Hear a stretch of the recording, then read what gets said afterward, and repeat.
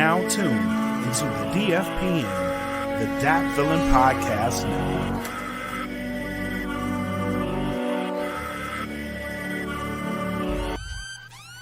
Welcome to the Smoke Pit. It's Friday night, come and take a load off. Come sit in the Smoke Pit, it's time for us to show off. It's been a long week, come relaxing, get some laughs in, and let's talk about these brackets. And while we at it, tell me whose mans is this? Cause I got questions, I'm hoping you can answer it. Get ready, cause you know we gon' talk a lot of shit. It's Mac and Mac, welcome to the Smoke Pit.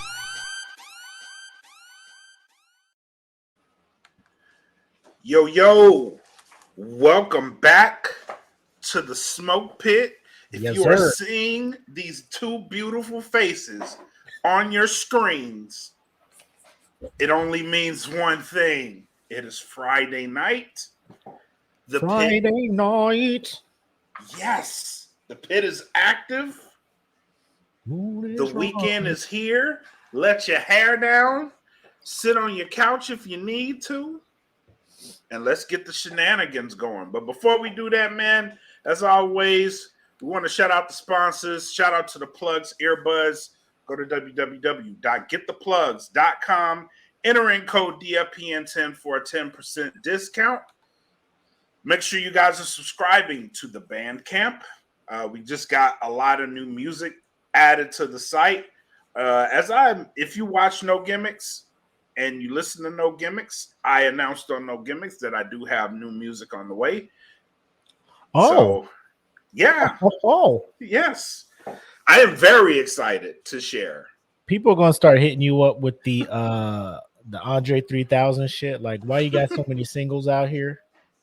Yeah. Why you got features and shit? Yeah. But you ain't got no goddamn album for it. I mean, you do. If you don't fuck with Bread Like a King, that's already out there.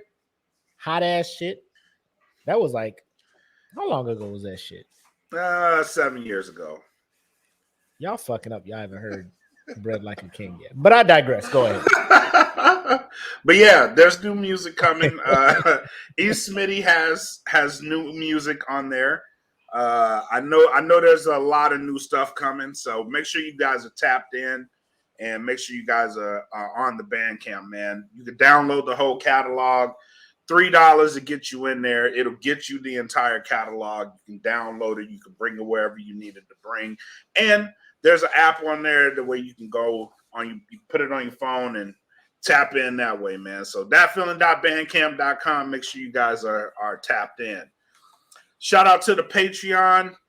We got something special for you guys later in the show, but shout out to the patrons, man. Shout out to the patrons.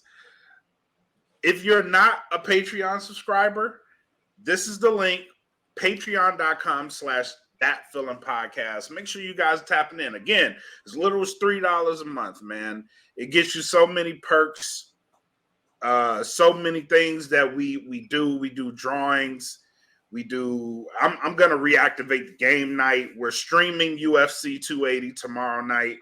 So make sure you guys are tapping in, man. Come get some of this goodness over here at the Patreon. Again, it's www.patreon.com/thatfeelingpodcast. And then also, we do have merch. I'm not rocking it tonight because it's laundry day. And I see you rocking Sam shit. Shout out to Illegal Opinions Podcast, man.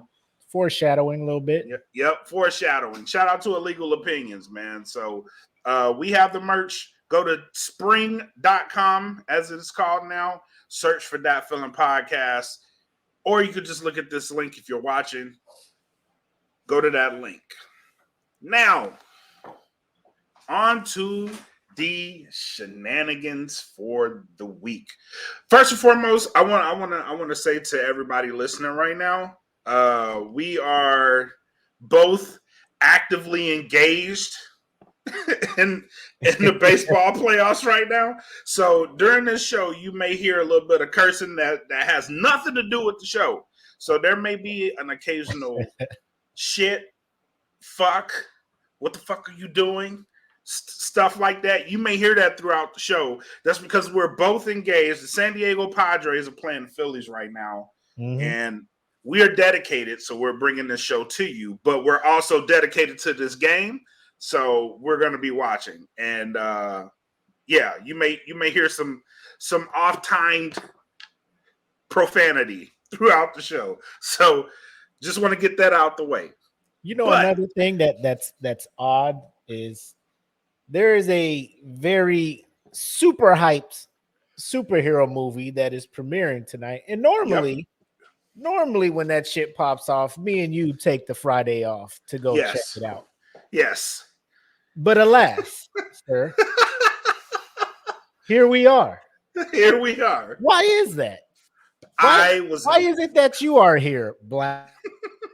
Why are you here and not partaking in this phenomenon that was 15 years in the making, according to the producer and star of said movie? Very simple, sir. I was not looking forward to it. All the hype this man brought to it. For those who don't know and can't tell how petty we are, we're talking about Black Adam. Yes. And I'm not mad at The Rock's hustle. I'm not mad at Mr. Dwayne Johnson's hustle. You never know how long you're going to be hot for in Hollywood. Get the money while you can get it, because I mean, they'll love you today and they'll find one fucking tweet or some random ass shit and you out of here, my guy. You out of here. So get your bag now, which is what he's doing. However, I feel he's doing a little bit too much. To me. To me, too. To me. The way he keeps talking about this movie and downplaying people's intelligence, like the one post that got me, it was like, 2 years, or what do you say? Like however many years ago, people didn't know who Black Adam was, and now I'm bringing him to the big screen. I'm like, really? As a person of color, I I don't know all the minority superheroes, but Black Adam is kind of a big deal. You know what I'm talking about? Yeah. He ain't up there with T'Challa and them. Right. He ain't up there with Luke Cage and them. But I mean, motherfuckers knew about Black Adam. Yeah. I mean, I'm not the biggest nerd in the world. Right. Like I fancy in the nerdom. I do. I dabble. Yeah. I dabble in the nerdom. You know what I mean? Like I'm not uber, oh man, yes, I know that guy. But I know who Black Adam is. You know what I'm saying? Like if I know who Black Adam is, I mean, there's a lot of people just like me. Yes. They know who Black Adam is too. So the fact that you're saying this doesn't compute with me. Like the fact that Shazam was a whole movie. Exactly. 4 years. Like if you know Shazam, you know Black Adam. So you're just like, sooner or later, Black Adam's got to show up, right? Right. Like you brought Shazam. Black Adam has to show up. You can't like having Batman and you don't introduce the Joker. You know what I'm saying? Like what is happening here? Exactly. But yeah, like it's a thing. The Rock tends to think he's like, I think he had a skit on Saturday Night Live, called himself Box Office Viagra. Like he would come and reinvigorate your franchise just for him being in it. And now apparently he thinks he's the Kevin. Shout out to She-Hulk if you haven't watched that. The Kevin of DC EU now, because he's feeling like he is launching the next phase of DCEU. According to his post, it makes it seem like this is part one of phase one of the DCEU, and I'm just like, sir, have you not seen this train wreck?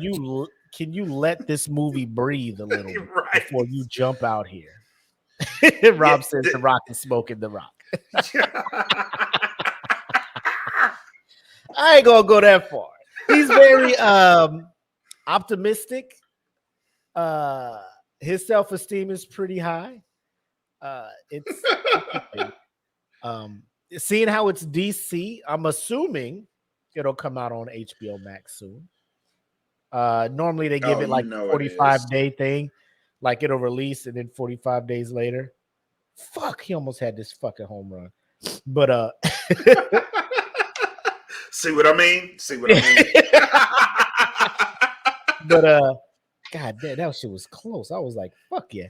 But it's like, my guy, like just put your one movie out. See what it does. See what it Right. does. If you're resetting the DCEU, cool. I don't think you alone, because I feel, I call it a hunch. I don't think The Rock really understands DC Comics. You know what I'm No. saying? No. I don't think he understands how everybody weaves and intertwines and all that other stuff. The only thing I'm interested in seeing is Pierce Bronson playing Dr. Fate. Yeah, me too. Hawkman too. Hawkman, I want to see how they do that. I guess. Hawkman was pretty Fate cool. is just my dude, man. Yeah. Like I for whatever reason, I don't know, man. Like I fucks with Fate. And I feel like Pierce Bronson would do a good job as him. I'm giving him that. I'm giving him the benefit of the doubt. Me too. But The Rock as the main character doing the standard superhero shit. Like in the trailer, he's just like when he's flying next to the F-22s or F-35s, whatever they were. Like I've seen that before. I think Yes. Iron Man has an exact fucking scene where he's flying F-22s. alongside the fucking F-22s, but he doesn't blow them the fuck up. But because Black Adam's that fucking badass dude, right? I'm gonna just do that. Yes. Like he knows Black Adam's not a hero, right? He should know this. Like when he fights Shazam, if it happens in his extended universe, I don't know how long he's gonna extend this shit until they meet up. But like you're not forever gonna, you know what I'm saying? You're not gonna be the beloved anti-hero / whatever the fuck you think you are. You know what I'm saying? You're gonna be the bad guy. Yeah, you have to be the bad guy. You just have to be. But I'm not talking about lame ass bad guy like he was in Doom. You know what I'm saying? That was atrocious. Doom? Yes. Yes. This is why I don't trust him as Black Adam. It's because Angela, of Doom. please, we got photos. Oh, we have evidence. We'll get to it. Trust. We have evidence. But I'm shaky because he took this on like I'm gonna resurrect the DCEU, and the DCEU just needs to sit down and get its shit together real quick. You already postponed Aquaman 2 for like another, I don't know how many more months. Yeah. You know. Well, that's because of Amber Heard. Shout out to Amber Heard. You know what I'm saying? You produced and made this Batgirl movie that'll never see the light of day for whatever reason. You know what I'm saying? You got this Flash movie that after the Snyder Cut of Justice League, where I'm just like, oh shit, y'all tapping into Speed Force and all that shit. This could be good. Then your boy done went cult leader status. Hey man, over there DCEU in Hawaii. They had some legal issues, bro. They had to tend to. Talk about it. Ben Affleck and Henry Cavill was just like, man, I'm gonna stay over here and play Geralt. Fuck is going? Yeah, I'm going to Marvel, man. I'm going back to motherfucking Netflix season 2 of The Witcher. Let's get it. You know, yes. Toss a coin to your Witcher, whatever the song was that was popping in the first season. But oh yeah, that shit drop in what, December? Season 2 of Witcher. Y'all make sure to check that shit out. But yeah, that's enough for The Rock. I'm pretty sure Saturday Night Nerds when they come back, because they're actually gonna go watch it and come back with a review. So I'll let them go ahead and do that and let me know how it is. Oh, we need Tim Deckard to hit that stream, because I know he's going to watch it. No. Tim. Shout out to Tim.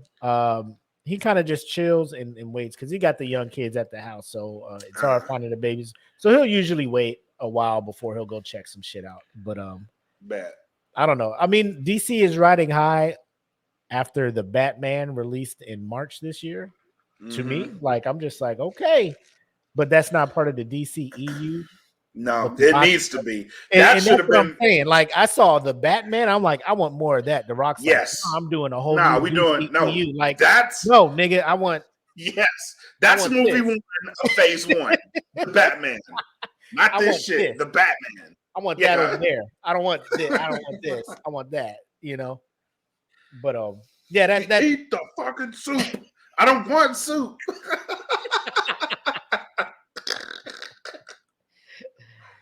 you're in my face all the time, Dwayne. Move. Shit. God damn. Rob's in here like Tim is my arch nemesis, the Joker to my Batman.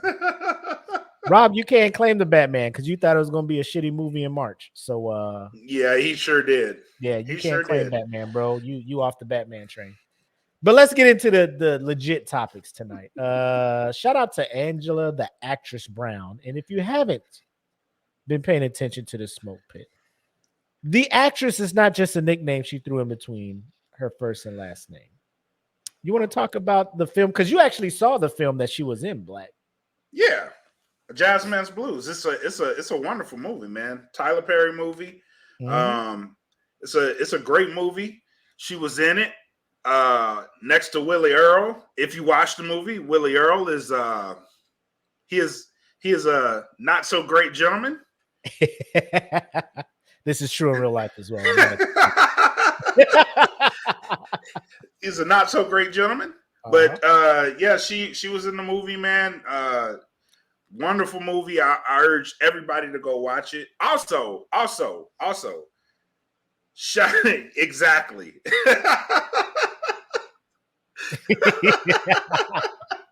About to make this also picture. Shout out to Angela too for getting that degree. You know what I'm talking about? Yep. Congratulations. She's doing big things. Yeah, she's doing big things. Very, very, very great. Congratulations to you. Yes. Very happy for all of your success. Yes. I don't have my shot glass, but I do have my glass of Crown here. We can take a sip. Get ready for this weekend. Cheers, my guys. Salute all the pitmasters out there. Let's get into the shenanigans. Salute. Yes. Salute. Now let's get fresh off the press. I found out about this topic this afternoon, and I could not wait to talk about it. Because as you can see, as if you know me, I'm follically challenged up here. Got it from my dad's side. It's the messed up part. I look more like my mom. Like my mom's genes visually got me. The hairline part got it from my dad. The rest of my siblings, dad, genes, mom's beautiful family hairline. Like she got an older brother, like 65, still getting fresh edges and shit with the little curls and shit. Good hair. Mm-hmm. I'm like, man, fuck all y'all. Me and my dad, the only bald ones in the family, bro. Me and my dad, only bald ones in the family. So you can imagine my resentment, if you will, my envy. I'll put it that way, not resentment. Very jealous of people who can do what said man is doing. Ladies and gentlemen, I'm talking about Akon. Nobody want to see us together. That guy. I'm locked up. Steady trying to find a barber to bring my hairline back.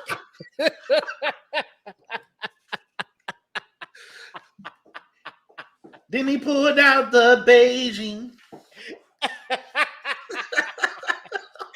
Sprayed it and he gave a pat. The paper was so crooked.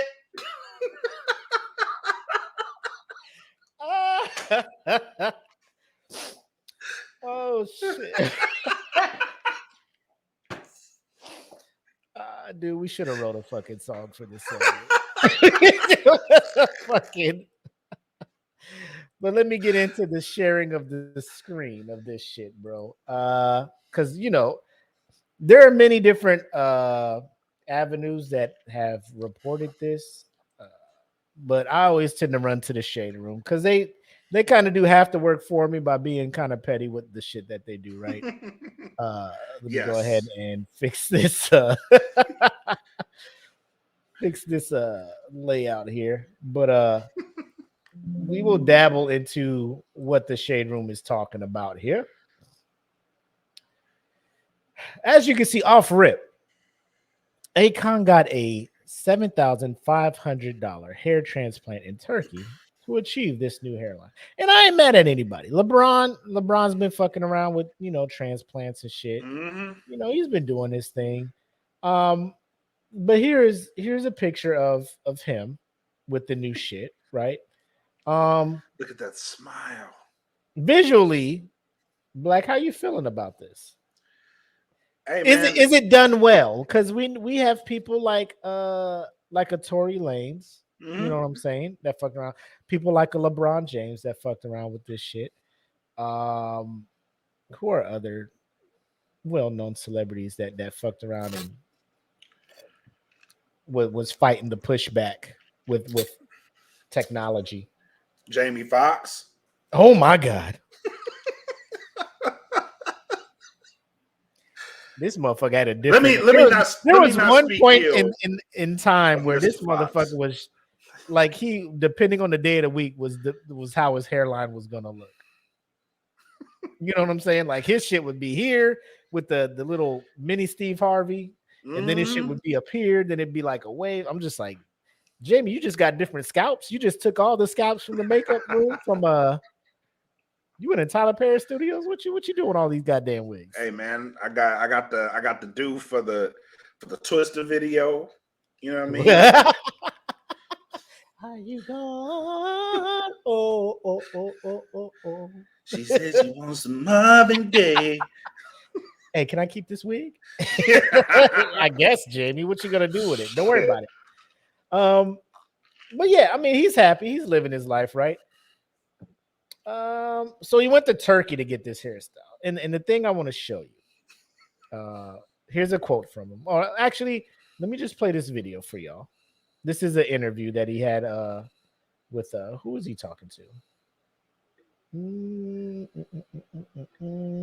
Bootleg forget what Kev. podcast he was. Oh yeah, Bootleg Kev. So the shade room went and put some clips together for us, helping me out so I ain't got to do it, but here's your boy Akon describing what the fuck's going on. And a half, but like you obviously have hair. Right. Yeah. So Oh no, I went to Turkey. I went to Turkey and got a procedure. was it Because painful? don't forget, in the beginning, my whole front was loose. Oh, we It was know. real thin. Was it painful? Nah, no. It's the painful part is the beginning when they gotta numb you up. That numbing ain't no joke. But they stick a needle like this big, it's nonstop. Like, Did they do the graft thing where they take a the piece? graft. There So it that's is. what they did. Yeah, they took the graft. Because it's good. It Oh looks no, like it looks amazing. yeah. I love it. Like Tory Lane should have went to your guy. I told him. I said, Tori, you should have came to my man. Shots fired on Tory. But there's more, ladies and gentlemen. Check it out. Was it expensive? No, that's the thing. It's so affordable. It's ridiculous. Yeah. What I was about to say. For what I did, it would have cost me $50,000 here in America. I paid look 7,500. That's it. That's it. Are you worried about like paying $7,500 for something so serious when you have the money to do the 50? No, because here they overcharging anything Okay. related to healthcare or any kind of medical procedure. America, I mean, they tag on 10 times. Because I think some people might be like, well, Akon, you're rich. Why not just? I'm not, man. I work hard for this money. I don't care. Yeah. Now, I do agree with that shit. I do. Yes. Like, I don't care how much money I got. I'm always going If to I can find that bitch for cheaper, I'm buying that bitch for cheaper. Well, I'm gonna get these $200 I'm gonna do J's. my research. Yeah, I'm gonna be like, yeah, what are the customers' reviews of this procedure in Turkey before I just go over there and get my shit lined the fuck up over there? Hey, why I'm gonna buy these $200 J's when I got homies at Osign? Bro, go to the shoe lady. First of all, Hook me as a up. shoe guy. I ain't bro. I will say he ain't in the comments, but Smitty, Calvin Smith, A1. He was the shoe lady's go-to customer. This man be like, I got the Gamma 11s. I'm like, let me get a look at those. Nah, you just gotta wear them with jeans. Nobody can tell. Smitty, go sit your ass up with that. You got it. He's like, if you hit up he was like, if you hit up the Osan J lady, you just got to keep wearing jeans and pants with your shit. You no shorts allowed, and you got to wear them at night. I was just like, why you got so many stipulations, my guy? Cause man, they sketchy, bro. They'll hit you with a disproportionate Jordan silhouette on your shoe, and motherfuckers can tell from a distance. Why Jordan leg crooked like that on the back of your shoe, my guy? Why half of Jordan look like fucking Oliver Miller? The other one looked like Sean Bradley. What's going on here? But let us continue this interview.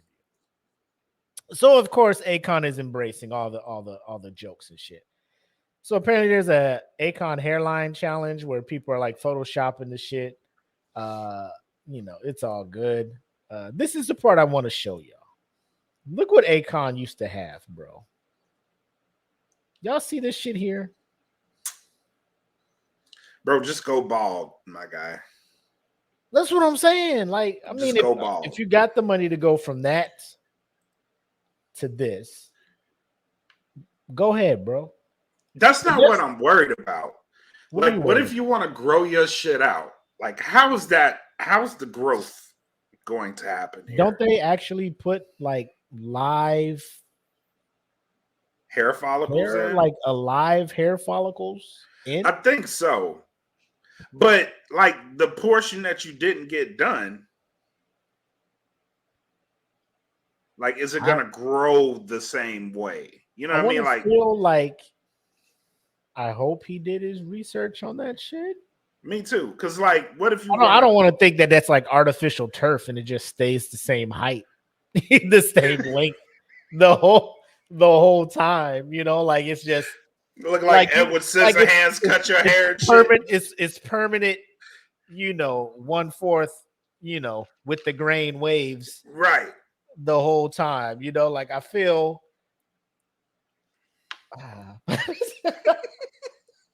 That's what I'm saying, though. Like your hair looks like a fucking Metroid stage. Like, what happens if you do what?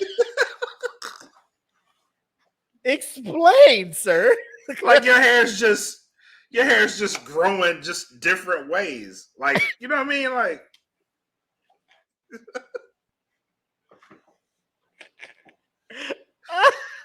in my head, it don't make sense, but it makes sense. if that makes sense, you know what I mean? Like, I'm imagining Metroid and all the fucking, like, it'll be a lava section in this part of the map, and then it'll be like a jungle section in this part of the map, and then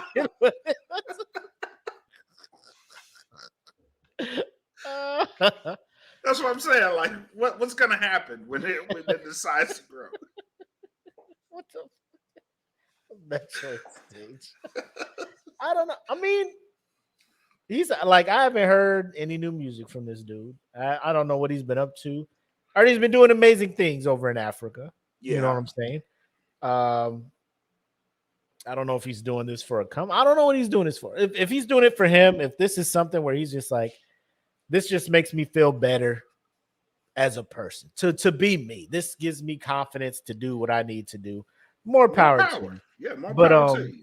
It's one of them things where, like, at this, like, you're so world famous. Like, who are you?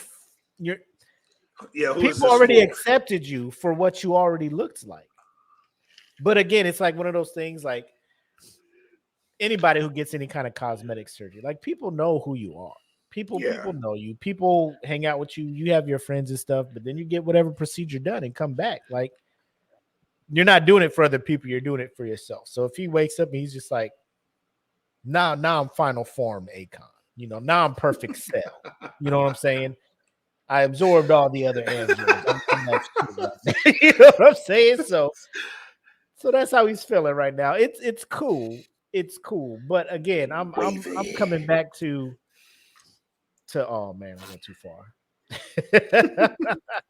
I'm coming back to this shit where I'm just like, bro, people was just cool with you just going bald, bro. Like Yeah, that's bro, just like it's you are who gotta- you are.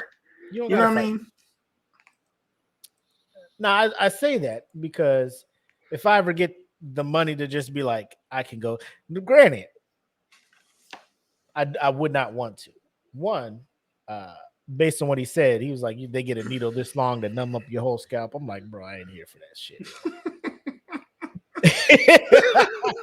My fear of needles, like there's a like, you know, I get tattoos and shit. You know, the needles like this. You know, like I've been jabbed with needles. Yeah, Countless times. I'm in the military, right? So right. it's you got it. You it is what it is.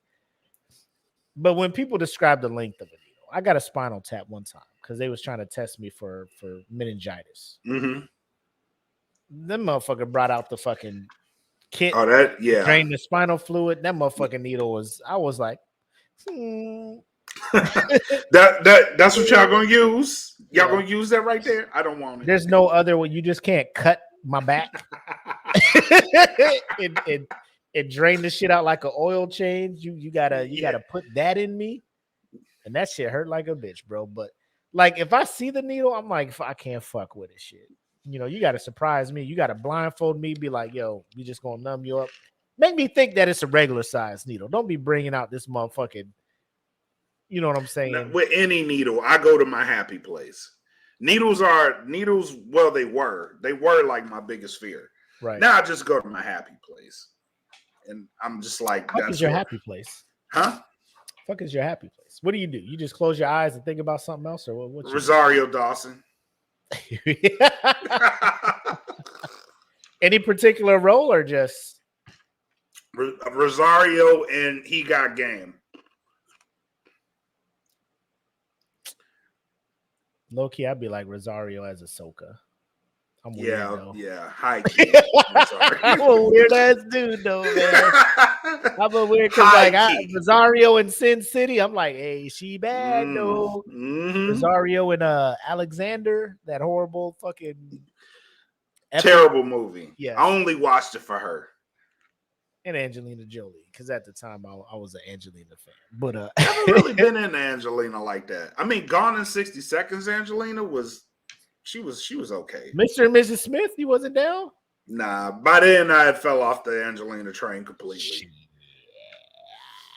Laura Croft? No. She just wasn't my flavor. Like here's where she fucks me up, right?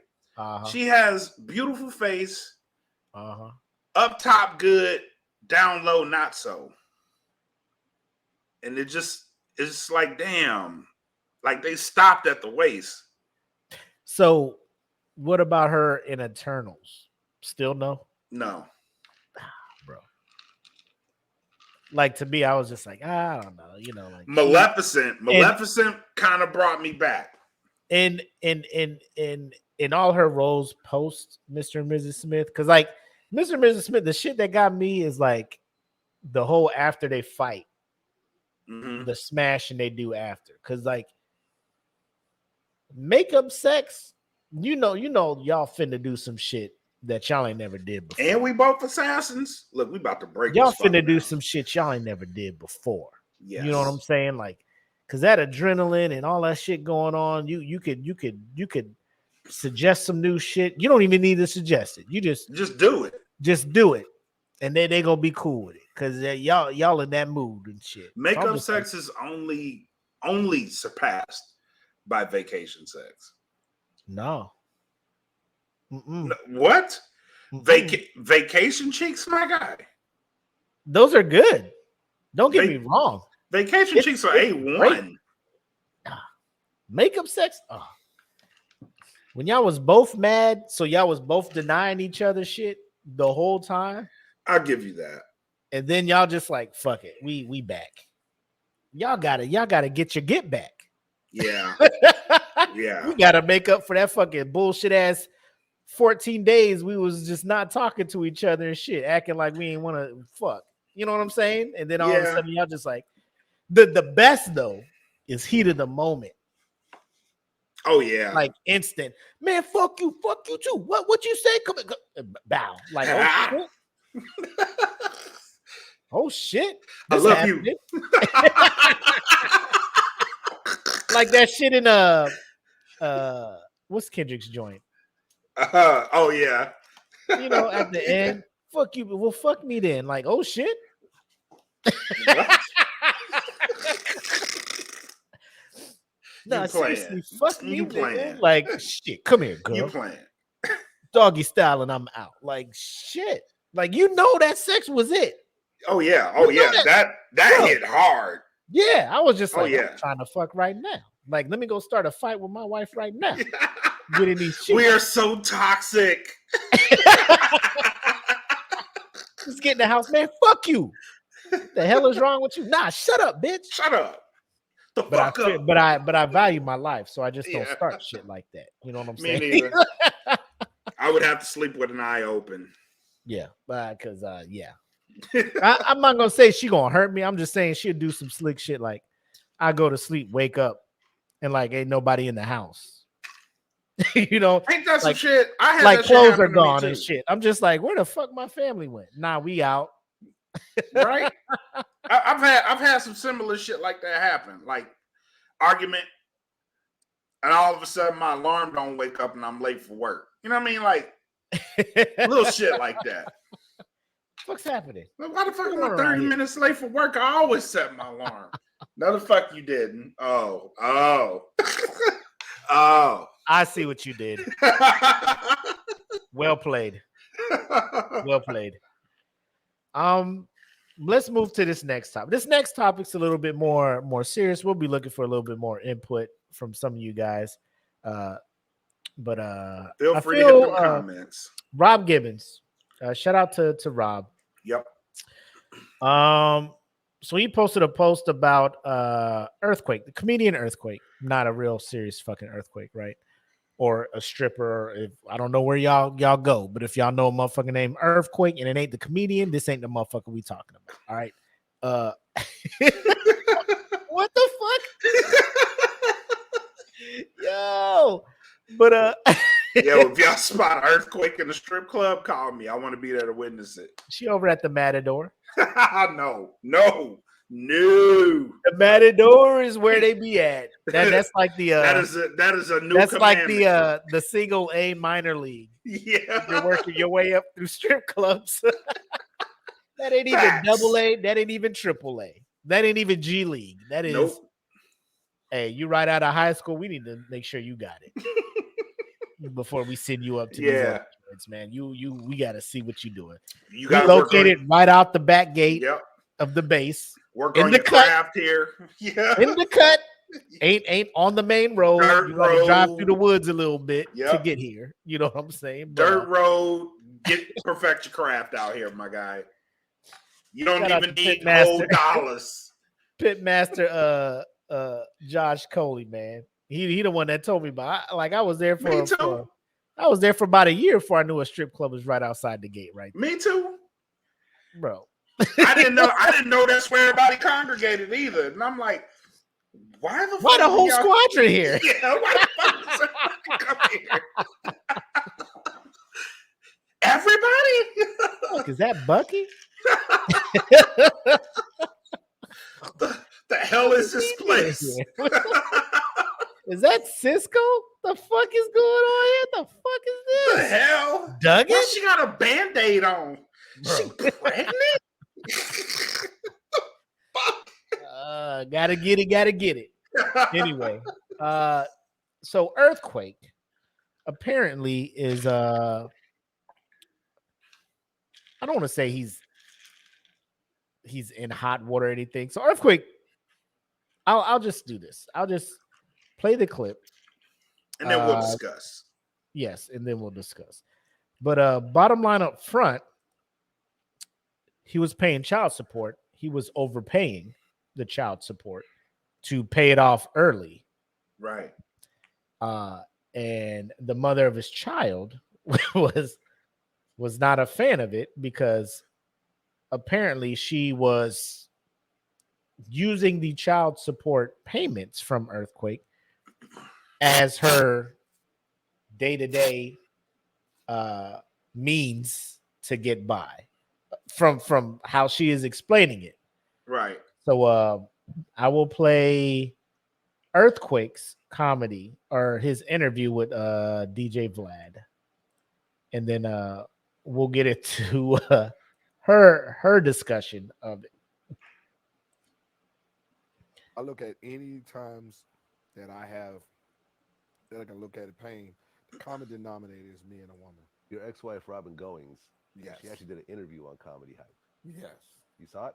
Oh yes, I did. I posted it on my site. Oh, you actually posted it yourself? Yeah, Okay. because my attitude was I never watched it, but I posted because I didn't have to watch it because I know what happened. And me and her has a different philosophy of what my responsibility to her is. And mine is once I divorced you, my only responsibility is to take care of my son and not take care of you. Your situation and your independence and your survival, you're responsible for. But when you become to a one percenter, the money that you give, some women use that money for their standard of living. And that's where there's a disconnect because it ain't your standard of living. And I just want the record to show, every financial responsibility for my children, I take on that. None of my mothers of my kids has never been a financial liability to them. When it's come to financial, I'm the only parent. When it comes to any other decision, we co-parent. But when it comes to their financial needs with anyone, from cars, school, relocation, family trips, I bear that responsibility and I welcome it. But when they turn 18, me and my child has that rapport of that financial responsibility, and I don't need a moderator to send it to any of them for you to distribute that money to my child. Mm. So I mean, listening to him in that interview, I see nothing wrong, sir. Facts. I see nothing wrong. He spit straight facts. Now, here's part two, which is the interview that his ex-wife had on the Comedy Hype network that you could probably check out on YouTube. But I just came here because it's short and sweet. So here is his ex-wife and mother of his child giving her side of the story. What made you want to come out now with kind of like get these stories out? Because it's like I'm tired of suffering in silence. You know, like now I got a message from him like right before Thanksgiving. Okay. He was like saying, you know, I'm over in my child support and I'm done with my financial obligations. So he was paying less than $3,500, paying $114 over on his child support. So now he's like, I'm done. So now I feel like my son and I are right back in the beginning when we started off, like homeless. Where are we gonna live? How am I gonna get my son through high school and through college and trying to figure out how to support him, you know, still be the mom and, you know, figure it all out with no roof possibly. What do you want to see from Quake? Like, what is your, like, if he's watching this, what are you trying to communicate to him? Well, I would hope that he would continue to be the dad that he's been. I would hope that he wouldn't just leave his son out there homeless. And I would hope that he would continue to be a good father to our son. Work you don't eat, right? You have a young lady, which she is, and you know that if I mess around and get sick, I will not make money to pay her. So my thing is, let me put some extra to it so I build up some working capital. So in case I get sick, I have payments I already paid. Thanks to the good Lord, I never got sick. So those 15 years of extra payments accumulated to 6 months early of me paying. So I say a joke. My son is 17, but in child support years, he's 18. Right. So if women want a man to pay the rears for the money she didn't get, then if you've been paid overages, you can't keep that too. You can't have it both ways. And if you spend it, and because you spend it, now it results in you not able to sustain your standard of living, how it is my fault? What made you want to come out now with kind of like get these Bam. stories out? All right. Black. We've had them comments. We've been reading the comments in there. We've seen what the people been saying. Yep. Floor is yours, bro. What is your outlook on this whole situation here? If Earthquake paid those payments, which he explained why he paid those payments. So in the event that he couldn't work to get the money, he was paying over, right? And he did this for 15 years. Mm-hmm. He did it for 15 years. So if he makes these payments over, where was the complaint back then? He's paying over. Right. Because there is no complaint. No. Because you got that extra bump in that check that's coming to you. There was no complaint back then. Now that he's paid it off early, she's complaining. Like, well, he doesn't have to pay anymore because he paid over, and I don't know what I'm going to do for 6 months. Mm-hmm. But there was a comment that came up in here. If she can't afford to take care of the child, send them to the parent that can. I wholeheartedly agree with that. Maybe it's time to... I think that's a no-brainer. Yeah. Like, if she's sitting there like, we finna be homeless and stuff, sound like the minor needs to go and stay with the dad then. Yeah, because he's financially able. Right. He's financially able to take care of the child. Let's go! Woo! There it is. I haven't been watching, but there it is. There it is.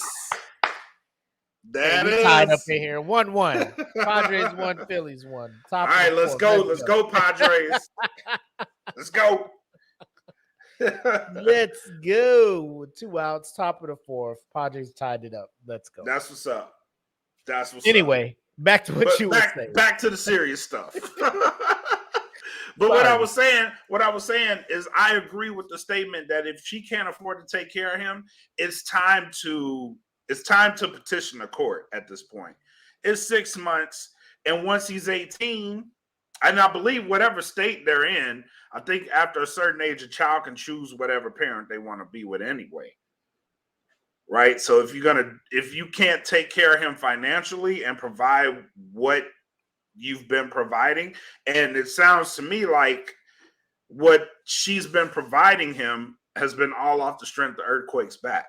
So if you can't do that anymore, it's time to give him to Earthquake, and then you settle it out from there. But Earthquake is absolutely right. He has no obligation to her, and once he's committed to his payments, he did it 6 months early. I see a comment from Rob saying he's lucky he's seen a guy get in trouble for overpaying.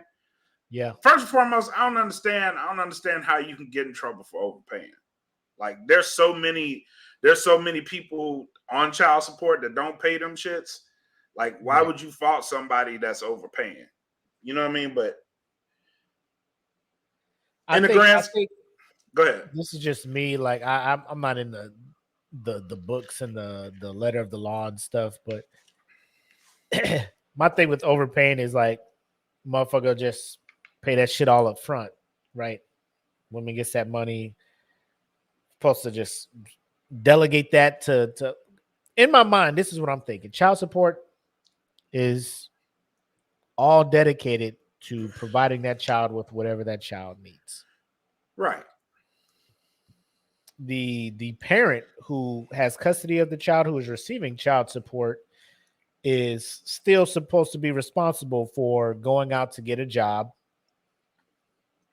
and paying for the other stuff that the child support is not paying for. Right. What I've seen in a lot of these cases with celebrities who are paying child support, the parent who is in custody of said child is using that child support to sustain a certain lifestyle that they should not be sustaining or should not be portraying. You know what I'm saying? Right. So that's what I'm thinking this case is. Because the way she made it sound like, oh, we're finna be homeless. Like, what? Like, where are you living to where now child support stops? You got to get the fuck out of there. You know, like I understand mortgages and real estate and rent and all that shit is up nowadays, but do you have a job? Like what is going on where are you working? Yes. The overages you were getting, what were you? It's like the military. You know, you get that motherfucking check that's like, this shit is way more than I'm supposed to be getting. Let me put this extra shit to the side because at any moment, you know, they can come and get this. You know, they'd be like, oh shit, we overpaid you. We're taking this shit back. Hold on, we got a comment. Eric said that technically you can get in trouble because per the court order, you pay this amount. One guy tried to pay lump sum and got into trouble. Family law is weird. What? Yeah, that's fucked up. But he didn't. Like he was only paying, according to him, like 100 and whatever, 140 over. Yeah. Just chill, bro. Chill. You know what I'm saying? I mean, I guess in the cases, but I guess that goes back to what the court order said. Like, if maybe he made an agreement, like, can I pay over? You know what I mean? You know what I'm saying? So here's where I'm at. 6 months early. Is she the 6 more months of him paying child support is going to get her through? Because she talking about how I'm supposed to get him through high school and college and all that. Like, bitch, it's supposed to be 6 more months. It's of this 6 shit. months. Yeah, 6 months. Like, well, what are you talking about? How am I going to get him through college? Like, how are you going to get him through college? Yeah. Because once he turned 18, that money's going paying away. The regular amount. Then he goes off to college. What you talking about? How I'm going to get him through college? He ain't applying for no scholarships, no grants, no federal loans, or you better or hit that FAFSA website. I tell you one spot where you give them 4 years, they'll pay for your shit. I'll take you there right now.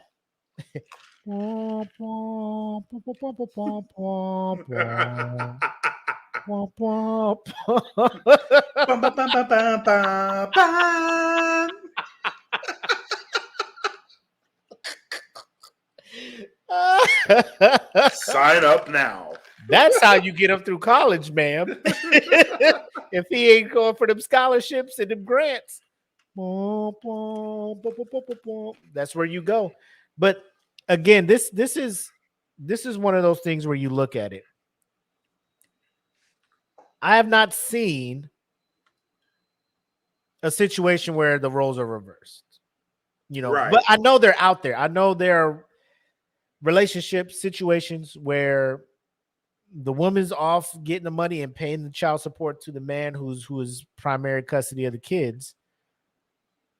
But I don't see situations like this where it's high. I say high vis. Like, I'm not saying Earthquake is an A-list celebrity, but it's one of those things where it's like this kind of feeds into the stereotype that, like, what were you doing with this child support? Like, what is your status of living? What's your quality of life right now? Let me see the house that you're in right now. Let me see.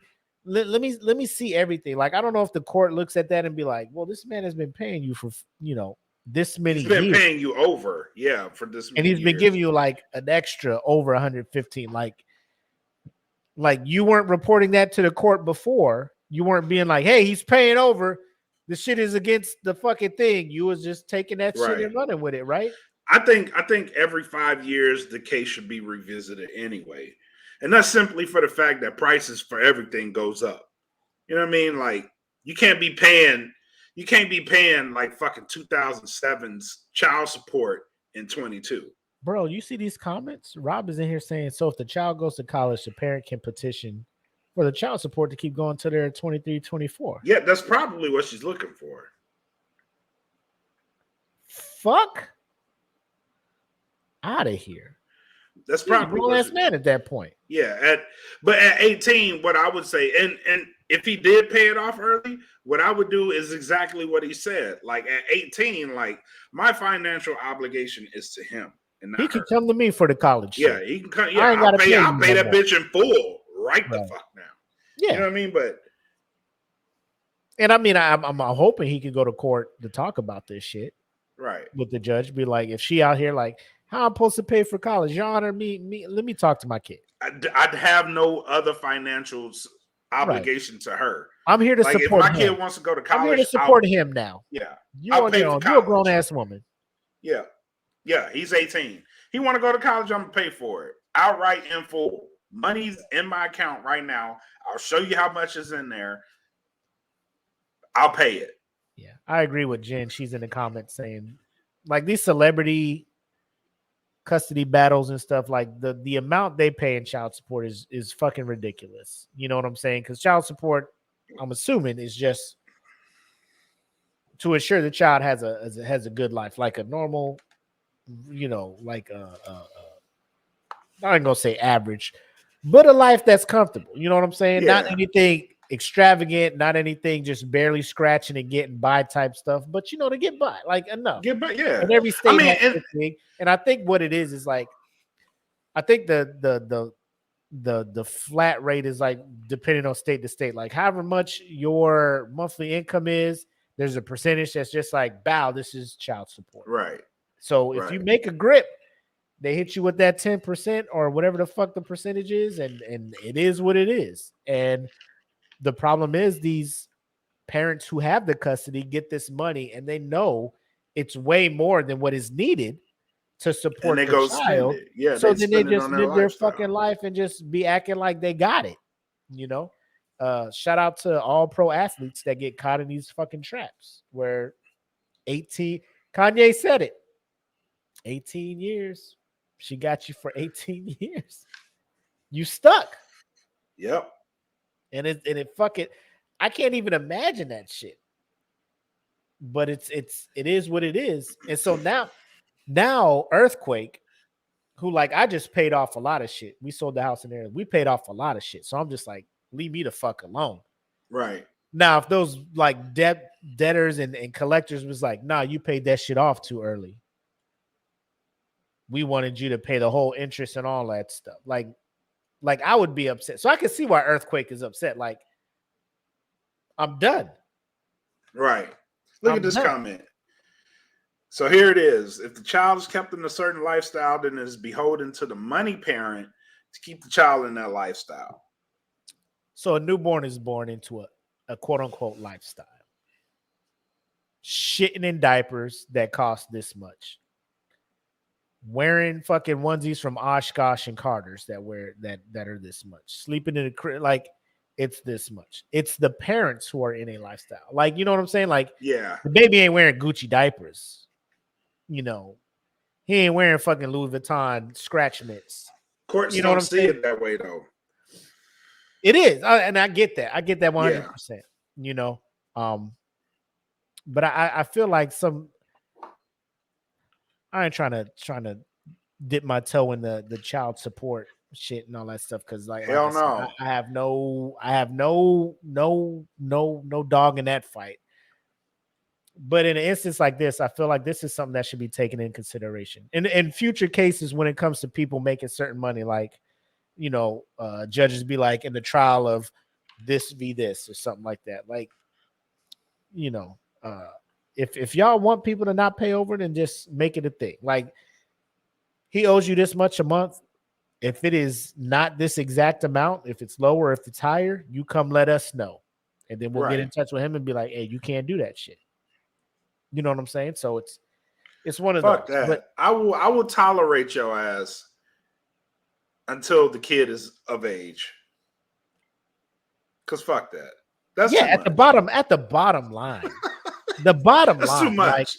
Like my kid, like I could hate your guts. Oh, I will tolerate you until this motherfucker is 18. I will keep this shit civil. And but once that he walk across that stage, she walk across. Ooh, Jesus. I'm gonna be waiting at 11:50. Lucio John McCoy. He Hell get that yeah. diploma. I'm gonna be like, fuck you.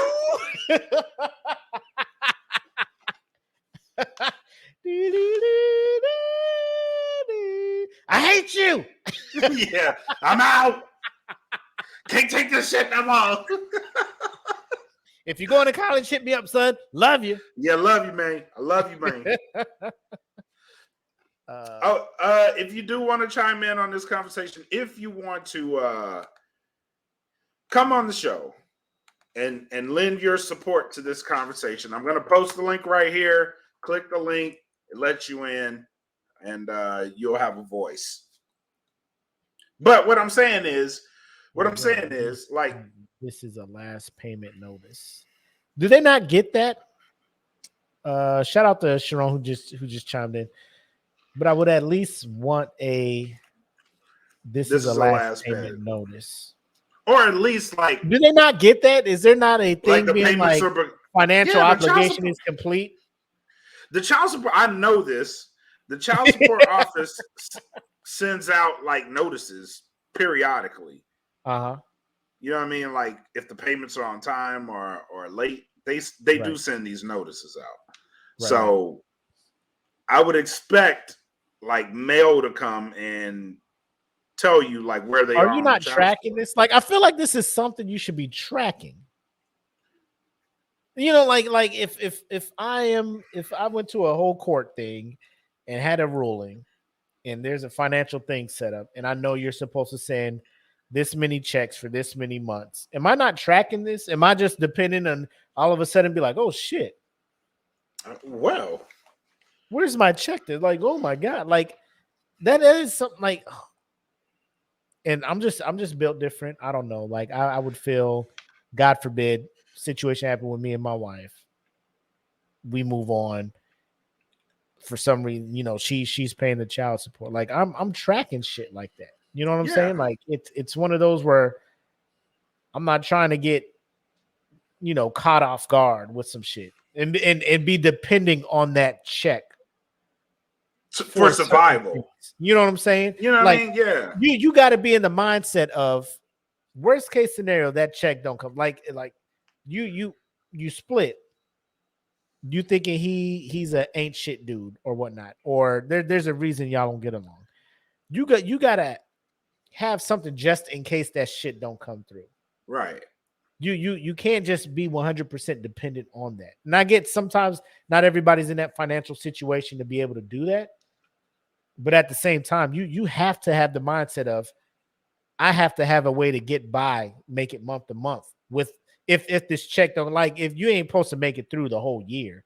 Because I know people in the situation where like people, baby daddies are fucking months delinquent with their shit. You know what I'm saying? Right. Earthquake don't seem like, according to this story and what she's saying, he ain't that dude. But it's one of those Earthquake things where, say I'm on top of all this shit, bro. And in comedy too, you don't know, like we were talking about with The Rock, you don't know how long you finna be hot. So while you're getting the checks, exactly, I'm sending you a little extra because there may be times like pandemic come through, ain't a whole lot of stand up going on. Like I ain't getting the checks I'm used to getting.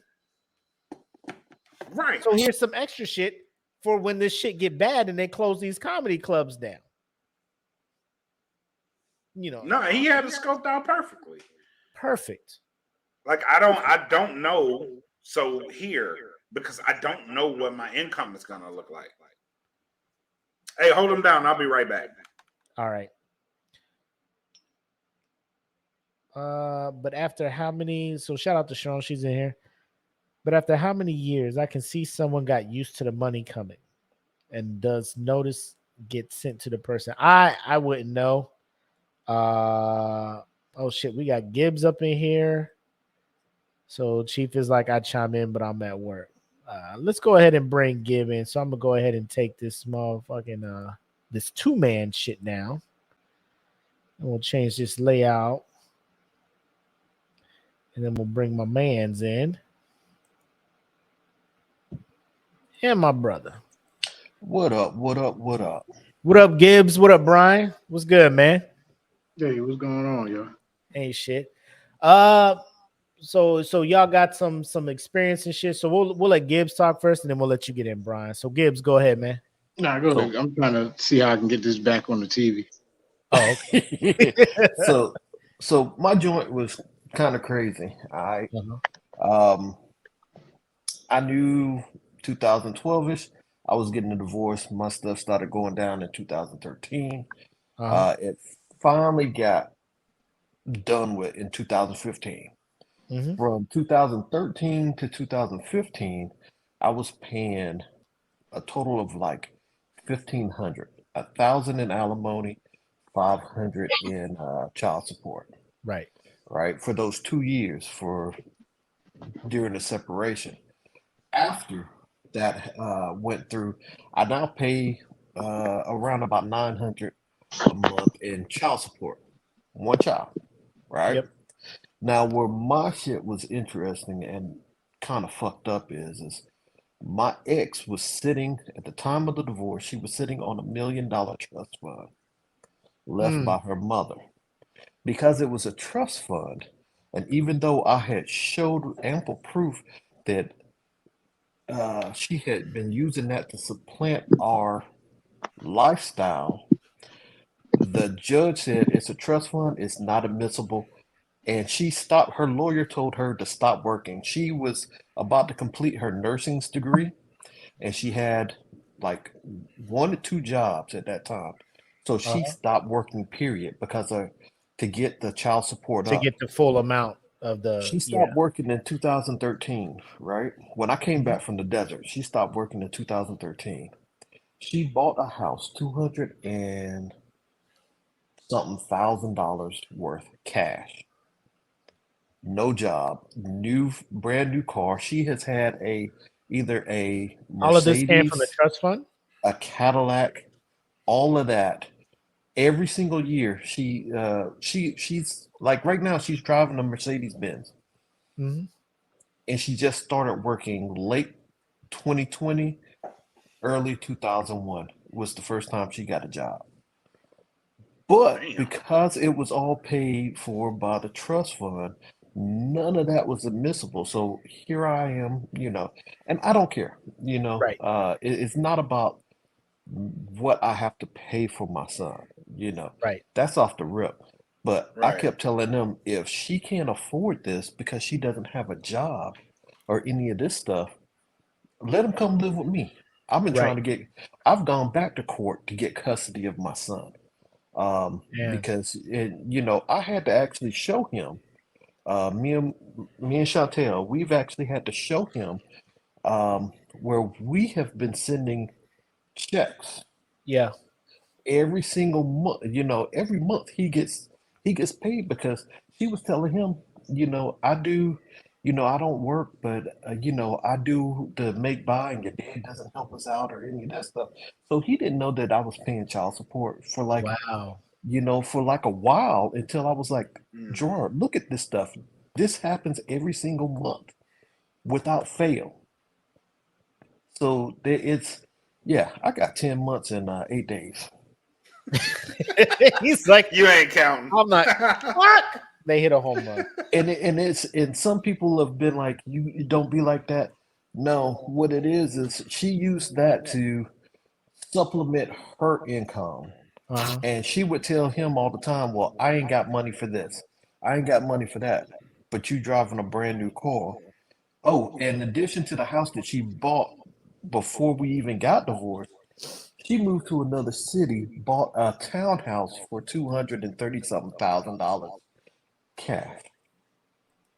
Damn. No job. So when you were in court, and then we'll get to Brian, but when you like what was that experience like? Like I have your lawyer, you told me your lawyer brought up the fact, she got a trust fund, 7 figures. Well, I'm gonna go ahead and say it. I got admissible. divorced in Sumter, South Carolina, and I don't recommend any black Divorce in man, South Carolina. any black man There it that is. is getting divorced from a white woman. Well, she was mixed. My ex is In a the white woman, South. but all they saw, and they played it up, that she was a white woman, and the judge only saw that I was a black military man that was divorcing a white woman who didn't have a job, not just with a child, because my stepson was with her too. Even though I showed proof that I was trying to adopt him, all while knowing that I was going to divorce her. I was trying to adopt my middle son, Isaiah, while I was trying to divorce his mother, knowing that that would raise up my child support. But that would mean that I will also have access to him because for years she was playing both me and him. She was telling him, well, your dad only wants to see Gerard. And she was telling me he doesn't want to see me at all. And telling people around us, well, he comes and he picks up Gerard, but he doesn't have anything to do with Isaiah. And that was not the fucking case at all. It took years, like 4+ years for me and my son Isaiah, who he's a member of the Smoke Pit. He doesn't watch a lot, he does his thing. Is that the I brought producer? him.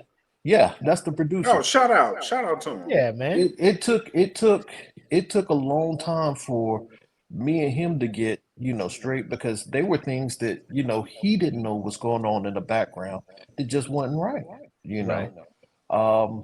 I'm under a court order right now, and this is the hardest part. I can't talk to my youngest about any of the stuff that went on in the court. Like, I can't tell him about some of the stuff that was being said. I can't tell him about the fact that his mom was sitting on $1 million. I can't tell him how they tried to paint me as a racist, a black racist. Yeah, y'all seen my wife, and I'm racist. In order to garner that effect, that there was so much more out there that I can't tell him until he turns 18. Like, we got a packet from all the court documents, saying, the judge threw out everything. His therapist, he was seeing the therapist at that time too. His therapist was saying he needs to be with me so that my ex-wife could focus on Isaiah because he was having troubles, and that way Gerard can get the attention and the help that he needed. The judge was like, yep, I don't need to see her or any of this stuff. It was completely a farce, but all of that went towards me paying the child support that I was doing. And again, she just now got a job from 2013 to 2 years ago. Wow. Yeah, Eric, that blew my mind because we were showing where it was supporting our lifestyle, because we were doing things that I couldn't do on a tech sergeant fucking pay. You know what I'm saying? And, right. We were showing where I would come up deficient, for, all the different stuff that we're doing and rent. And as a matter of fact, she moved out of that house and left me with the house, and I had to pay the alimony, the child support, the rent. And because we were still married, the judge said, if anything happens over there, I can be legally obligated for that. So what she was trying to do is she was trying to get me living in a fucking 1-2 bedroom apartment that I could, look. What happened? Well, she moved out of the house and I moved into the house, and I had to fix the house up because that house was, if I tell you, listen, man, I'm gonna tell you this shit right here. Hold on. Whoa. Yo, everybody, like, you two, I don't want y'all to say something on here that these exes of yours can take to court and be like, listen to this. Listen to this. Listen though. Y'all cool, right? Y'all like, I'm cool. Or whatever the fuck. You know what I'm saying? I know what I got to say. But Listen. This is gonna come back full circle. Listen. Hold on. Brian, I go got- ahead, Brian, and we'll get back to you, Gibbs. Go ahead, Okay. Brian. Nah, man, bro, I feel you on that. As far as when it comes to the child support thing, like I said, I got a 7-year-old daughter, and I got a 1.5-year-old son. He about to be 2 years old in January. But as far, like I said, as far as it comes to the child support thing, it's well in Virginia, the state of Virginia, it's they kind of go towards the woman's way. You know what I'm saying? You really don't have anybody representing you or anything like that as a male. But I'm kind of like in a situation now where, like, with my daughter was 10 years old or whatever, and that's when it first started. And with the court, I was giving them at the time. I had a job at the time. The job I had wasn't paying the money that I needed to keep paid, and I was living with family, and I was giving the money I can give. But when I got the order to go to court for child support, I was like, yo, I'm giving you money. It's all I can give. But when I got to court and they were asking me, the judge actually, the people from DSS was there to represent the mother side of the family. And the judge asked me, well, how much do you think you should give? I was like, I'm giving $300 a month. That's all I can give. I got my financial responsibilities. I have this, I have that. And they were trying to make me pay $500. And I'm like, can't do $500. But the judge was like, you know what? We're gonna do $500. We're gonna do this. Didn't get mad at the judge, whatever. So all I told the judge was, well, what about my financial responsibilities? Well, I advise you to go get another job. I was so pissed off. I kind of wanted to grab a chair and throw it at the judge, like. I'm mad. Yeah. Now I gotta go and do this. They really don't take in consideration. They don't give two They fucks. look at your income and be like, transactions and everything, right? Yeah. They So don't you're give a shit. providing paperwork. This is my budget. This is He what didn't I'm already even pay paying. any of it. That's what I'm saying. I had it. I had all the paperwork. I have this. He's like, I'm not looking at that. I'm like, wow, is this real? I'm on TV right now. What's happening? I'm like, yo, I have it. Am I on TV? I just want to let you two both know that if anything happens with me and my wife, I'm taking this shit to the face, bro. Like, we ain't separating. No, but one thing I do want to say though is, anybody out there listening right now, whatever. I mean, I saw the comments and stuff like that, but daycare, that's one of the things they'll use to get more child support from you. Right now, I'm going through a situation right now where it's like he's trying to use daycare situation to get more money out of my pocket. So let me ask y'all both this in both your situations. With Gibbs, you kind of told us the X wasn't working, just started working. Right. Brian, not sure your X working or not. Do they not look at that and be like, well, since you guys are working and bringing in X amount of income, we're gonna adjust the amount that the supporter is going to have to pay for child support? No, they do that. It's dumb. I'm talking about Virginia. I don't know about other states. I'm just talking about Virginia. But Virginia, they have like a formula that they set up. Mom, how much you make? Dad, how much you make? Dad provides the proof of how much he makes. Mom provides how much she makes. Yeah. Mom can sit there and say, "Oh, I only make $12 an hour." I can go in there and be like, "Oh, I only make $10 an hour." So it depends on the judge. The judge like, nah, I need more. I need more paperwork. I need to see it.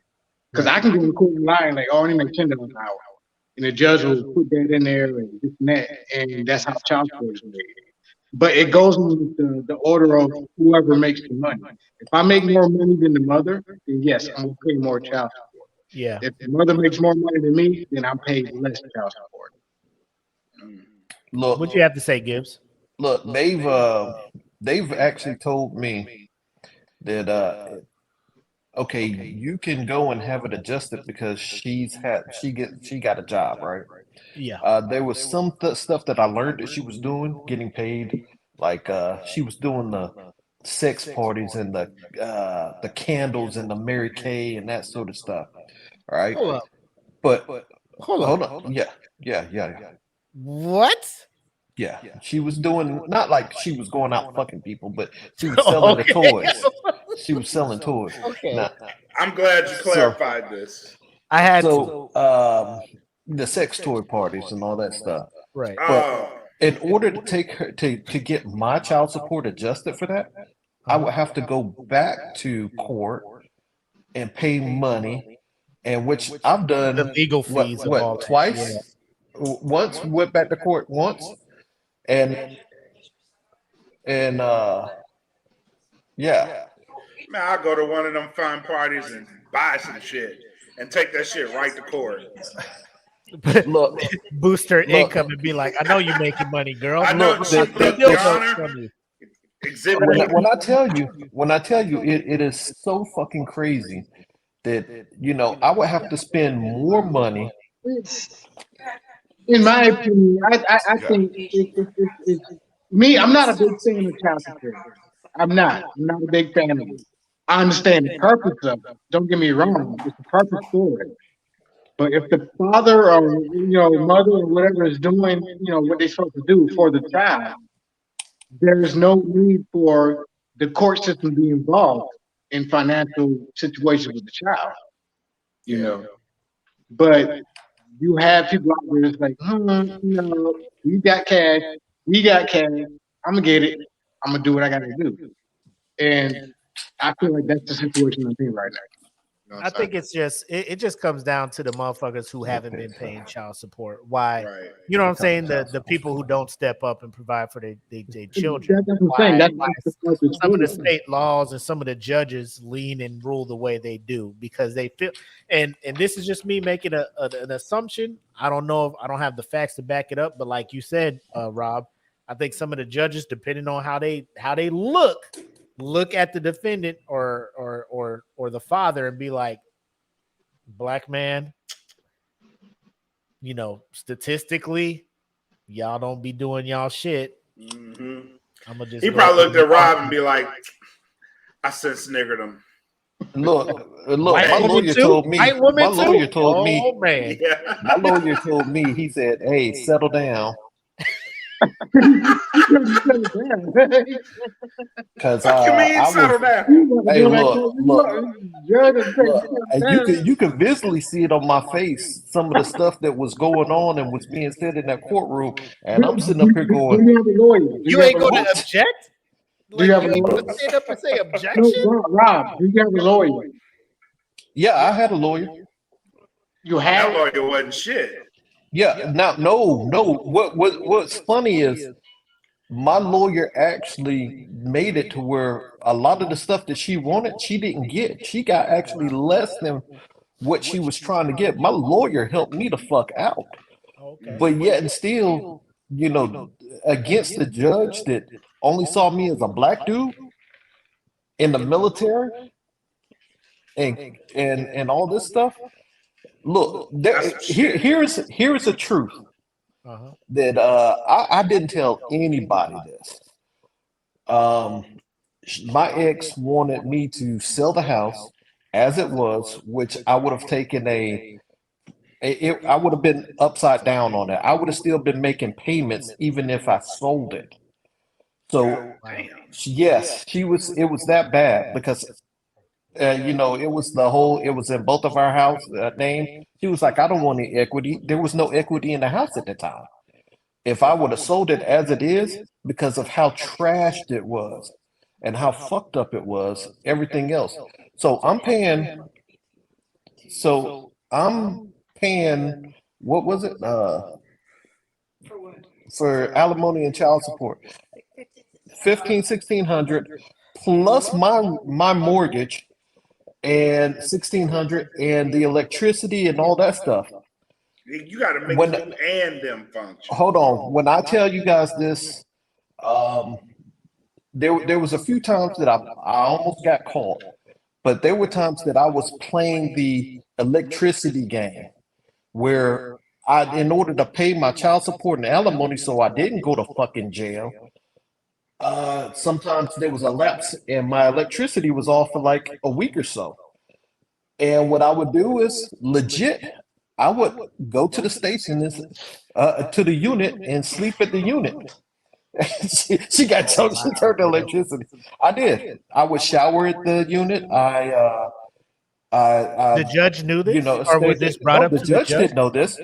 Man, I wasn't telling nobody this. People at work didn't know I was doing it because they would be like, damn, Gibbs, you here.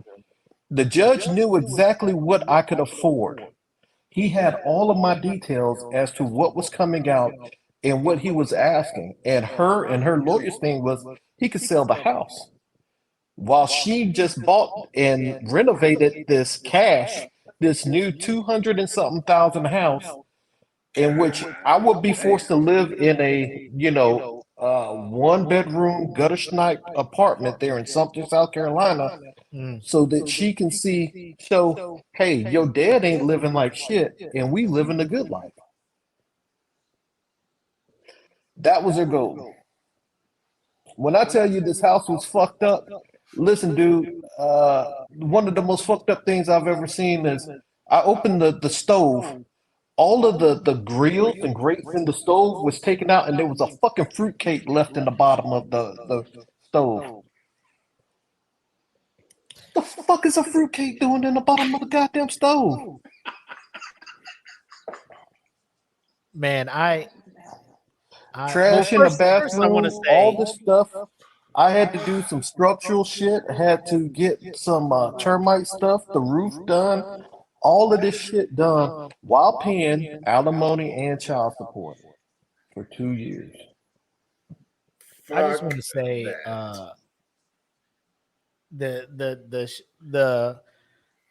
the stories and the experiences that both you and Brian have shared is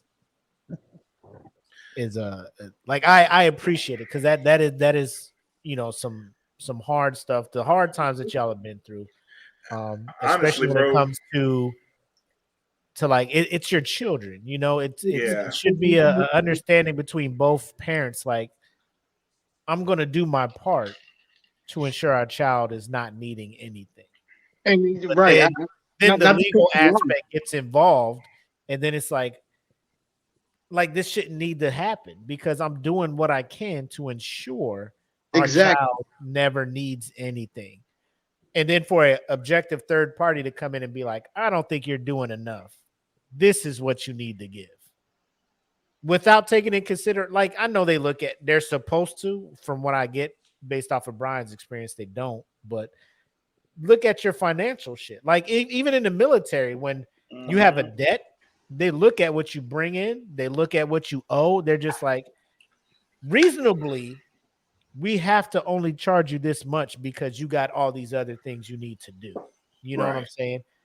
But in Brian's experience, from what he said, he had the document showing, hey, yo, this is what I'm giving her. This is what I'm giving her because this is what I can afford. Dude said, He'll I be able advise you to not get go a in job. debt and be delinquent on these other payments, and for the judge to be like, I don't think that's enough. Right. I That's feel some you should just get another job. Like, because you were also going to school full time. You was using the GI Bill, right? Were they looking for you to use the GI Bill? Yeah, at the time I was going to IT Tech. I was going to get my associates in system administrator. But at the time, like I said, it was 2010 at that time when I went. Did they take that shit into consideration too? Like, if you're getting a GI Bill? That's kind of one of the things that they because it's benefits. they don't use benefits. They only use Nah. taxable income. Oh, okay. Okay. But yeah, they only use taxable income. Honestly, they probably looked at that shit and be like, he's getting this anyway. So right. Yeah, that's some bullshit. Honestly, bro, like your two stories on the real, like I'm about to go in here and be sweet as fuck to my wife. I don't want none of these problems. I mean, it is what it is. Like I'm right about to now, go rub her feet and all this shit. Like I'm a cook. Don't leave me. Look, you know the old song say it's cheaper to keep her. Man, is it? But hold on. I Hold hear on. that. Hold but at on, the end of the day, nothing beats a peace of mind. There you Nothing go. beats a piece of fucking mind. I would have lived in a goddamn cardboard box. Now I'm gonna be in this bitch like off red, like for real. Bitch, I will be straight up, yes, Mrs. Waterford in this motherfucker. I ain't lying to you. Straight up. I'm not going but seriously, my advice to anybody out there that's listening or that's going to listen or whatever, anything. They say, it's a waste of time, a waste of money to get some type of legal representation on child support because it's cut and dry. They got the numbers. That's what's going to be. No, go out there, get a lawyer, get representation. Yes. And go for it. You need it. Yeah. Don't be there blind. There's more laws that we don't know about because I'm not a lawyer. I don't know nothing. 100%, bro. When it comes to the law, I don't know what the fuck y'all changed since the last time I watched Law and Order. You know what I'm saying? Like, bro, I'm gonna go get me a professional, a professional who went to school for this shit. Fuck this shit. I'm calling Saul. Look, my lawyer saved me because I know I would have been in contempt of court and been in jail because I'd have been cussing and doing all sorts of stuff. He kept telling me, shut up. And that's it. Like, I would be emotional too. Like, especially if they're trying to hustle me. When I'm doing everything I can in my power to ensure that everybody's good to go. Yeah. And for them to just be like, I see your financial plan. Right. I see your budget. I see what you can willingly and comfortably pay in order to still live your life. But we want to take more from you so you're not living comfortably so that they can, like I said, it comes. Your Honor, you about to go ahead and put me on jail because I'm about to flip this table. No, I'm saying, for example, I can go in there and because I'm trying to be honest or whatever, show them that, yes, I'm making $60,000 a year. Right. She can go in there and be like, oh, I'm only making 36. So they're like, okay, you got to pay more. Or, that's how it is. And me, I have to be truthful, and it depends on, that's why I say get a lawyer, because the lawyer can call BS on the other person. Right. So that's why I say get a lawyer. Look, if I didn't have a lawyer, I would probably be paying probably $2,000 or something. Telling you, homie. Because the way that her lawyer was trying to paint me and do all this stuff. Oh, look, it was all of this stuff that was going on, and he's going to leave the Air Force and make this so much money and all this stuff. They doing that shit based off future predictions. Like, I'm gonna leave this and I'm gonna be not shit. You know what I mean? I ain't gonna be shit when I leave here. He can make a YouTube video and go viral and make millions. I need money. Like, bro, what you talking about right now? Who the fuck you think I am? That's what I be looking at when them celebrities be getting child support. Like, yo, this dude making like $1 million a year. Like, yo, he gonna hit over the head. He's gonna be making this money. Like he's not always gonna be this hot. Which is it brings me to. So let me ask you guys. You heard us talking about Earthquake and him paying the extra and stuff like that because as a stand-up comedian, the pandemic's going on, or he don't know how long he's going to be hot. Who's going to hire him? Because as a comedian, you're dependent on clubs to hit you up. Right.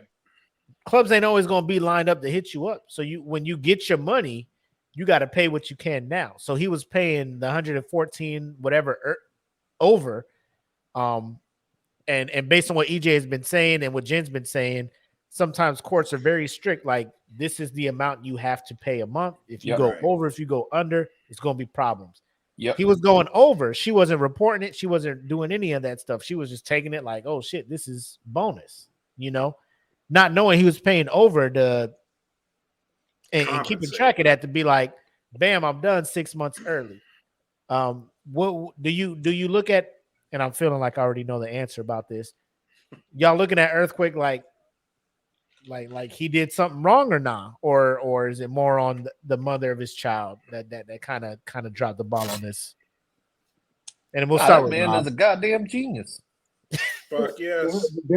That's what I'm saying. No, but I'm very curious. I was like, because when I looked at the first time for my daughter for child support, and I kind of calculated, all right, this is how much you want me to pay. She's 10 years old right now. So if I was to give you $50,000 right now, can this go away? Good. That's what it is, And I look at this like, oh, you can't do that. Like, well, I can't do that. That's how much it is. You know what I'm saying? Is it because of inflation? They're trying to project like you give them 50,000 now, but I don't know. I can't talk. But that's what I'm saying. Like, they should revisit it if you're on that system. Like, they should revisit that shit after a certain time period, because it's every 5 years they'll do that. Because I'll get something in the mail saying, "Oh, they want me to verify my job and my income and stuff like that." Oh my god, it's your choice. That's what it says. It's your choice. You don't have to do it, but if you're gonna do it, do it. Why would any sane man who's stuck paying the same thing, if he gets more money, wants to pay more money? I think you're supposed to report. You're supposed to let them know when promotions and shit come up, right? Or no? Do you guys know that after she had told me one time, I know that you're making more money than you did when we got divorced. And I'm not trying. She made a point when we were in mediation to say, I'm not trying to go after more money, but I can. And I was like,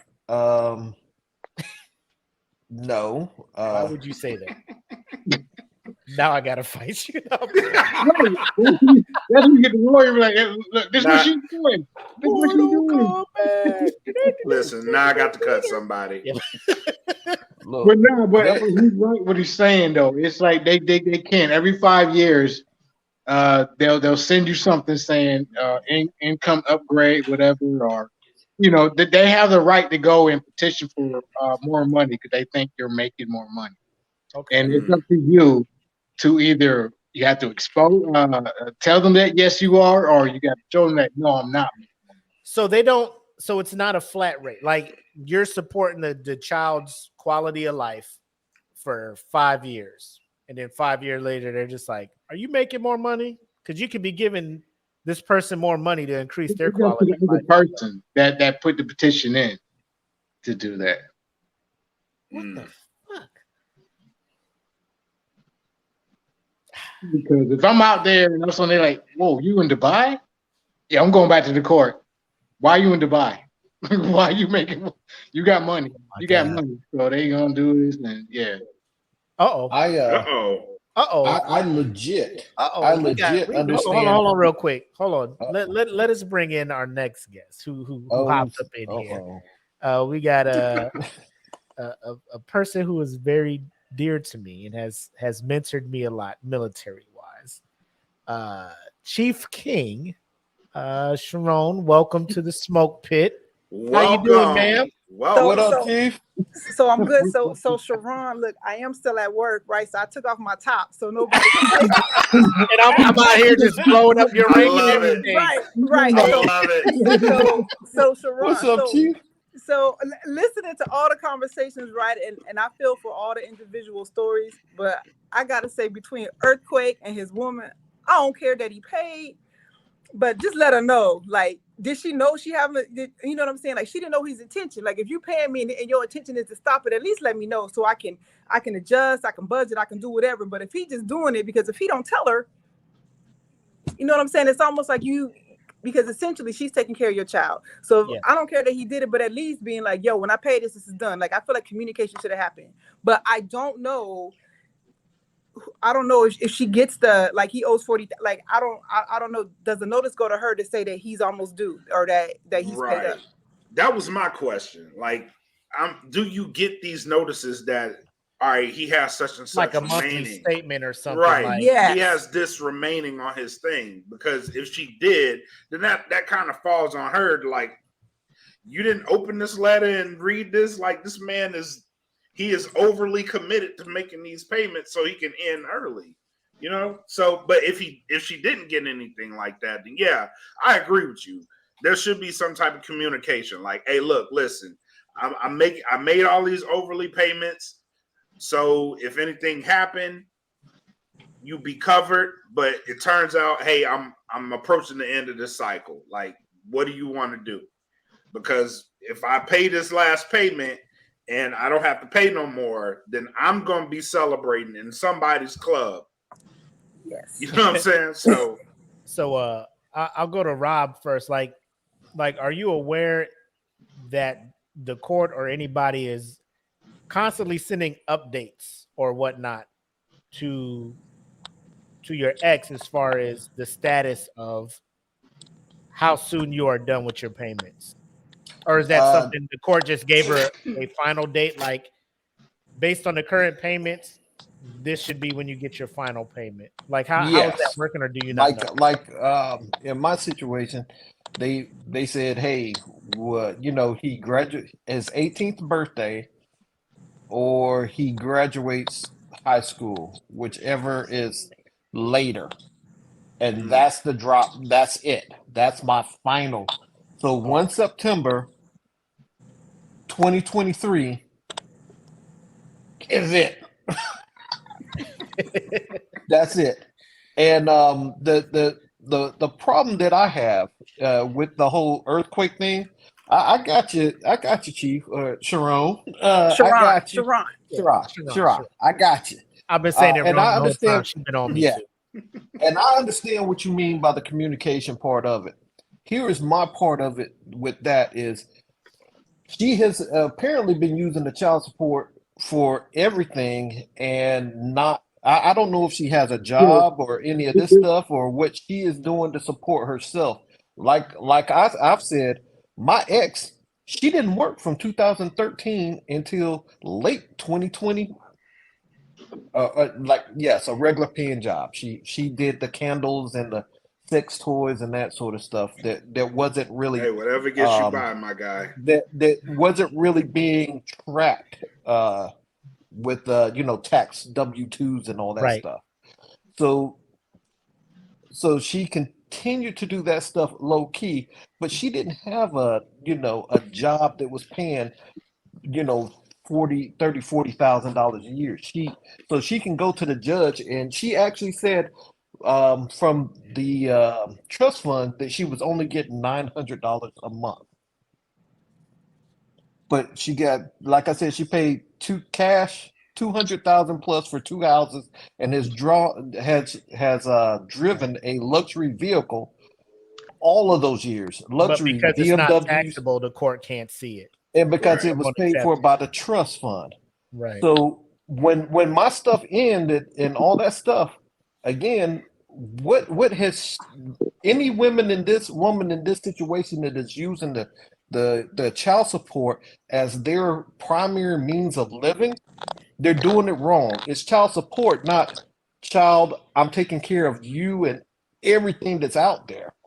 Like I said, my child didn't know until me and Chantel showed him that we are actually paying money every single month, because he was complaining. She kept saying, well, your dad ain't doing nothing. You got to talk to your dad. And I'm like, we paid, such and such a month. And he was like, no, you weren't. She said she doesn't get any help from you. And so we had to show him where the transaction was going through every single month without fail. Right. We showed him the history of it. Mm-hmm. But he was sitting up there thinking that his dad wasn't shit. Wow. And his mom was perpetrating that stuff. I think that's the part that I'm not in you guys' shoes, but it's the emotional shit, not so much the financial shit, but the emotional shit. Like I'm paying this money. I don't know what the mother of my child or the father of my child is telling my child at the time. But like you said, Gibbs, like there are things you're not allowed per the court to be able to disclose to your child until they turn 18, because they're over there probably thinking like, damn, he ain't doing shit. He ain't really looking out. He ain't doing this. But you was doing everything in your power to ensure that I'm trying to make sure that you are good, son. And that's the situation. It's a judge. The judge, he sees this thing every day. He's seen plenty of child support cases, whatever. So he's like, hey, it's one after the other. It just depends on how he's feeling that day, whatever, what judge he did, whatever. So when it stems down to it, it's the situation between the mother and the father. And like I say, I agree with I'm sorry, man. Oh, she did. She did that. Okay, but I do agree with her. It is communication. All right. Yeah. That's a big key, and it's kind of hard when communication is not the same on the other side of the story. Yeah. And all I can do right now is do me, do the right thing. Yeah. Keep paying child support. Yeah, I'm pissed off that the amount that I'm paying. Yes, I am. But like I said, things will come to light. Things will get subjected. Like I said, get representation. Yeah. If you in a child support situation, I would also say probably not go cheap on the representation. Check this pay out. that money for that shit, man. With the communication, because she actually stipulated that she hates talking to me. She said this. It is a matter of court record. Different. All right, this person said they hate talking to you. Hold on. Let Gibbs get his shit out first. The court ordered us to use the mediation. We agreed to use a thing called Our Family Wizard, and that's how our communication is tracked. Wow. It's documented, it is tracked, and I have to pay for it. Peace of mind, bro.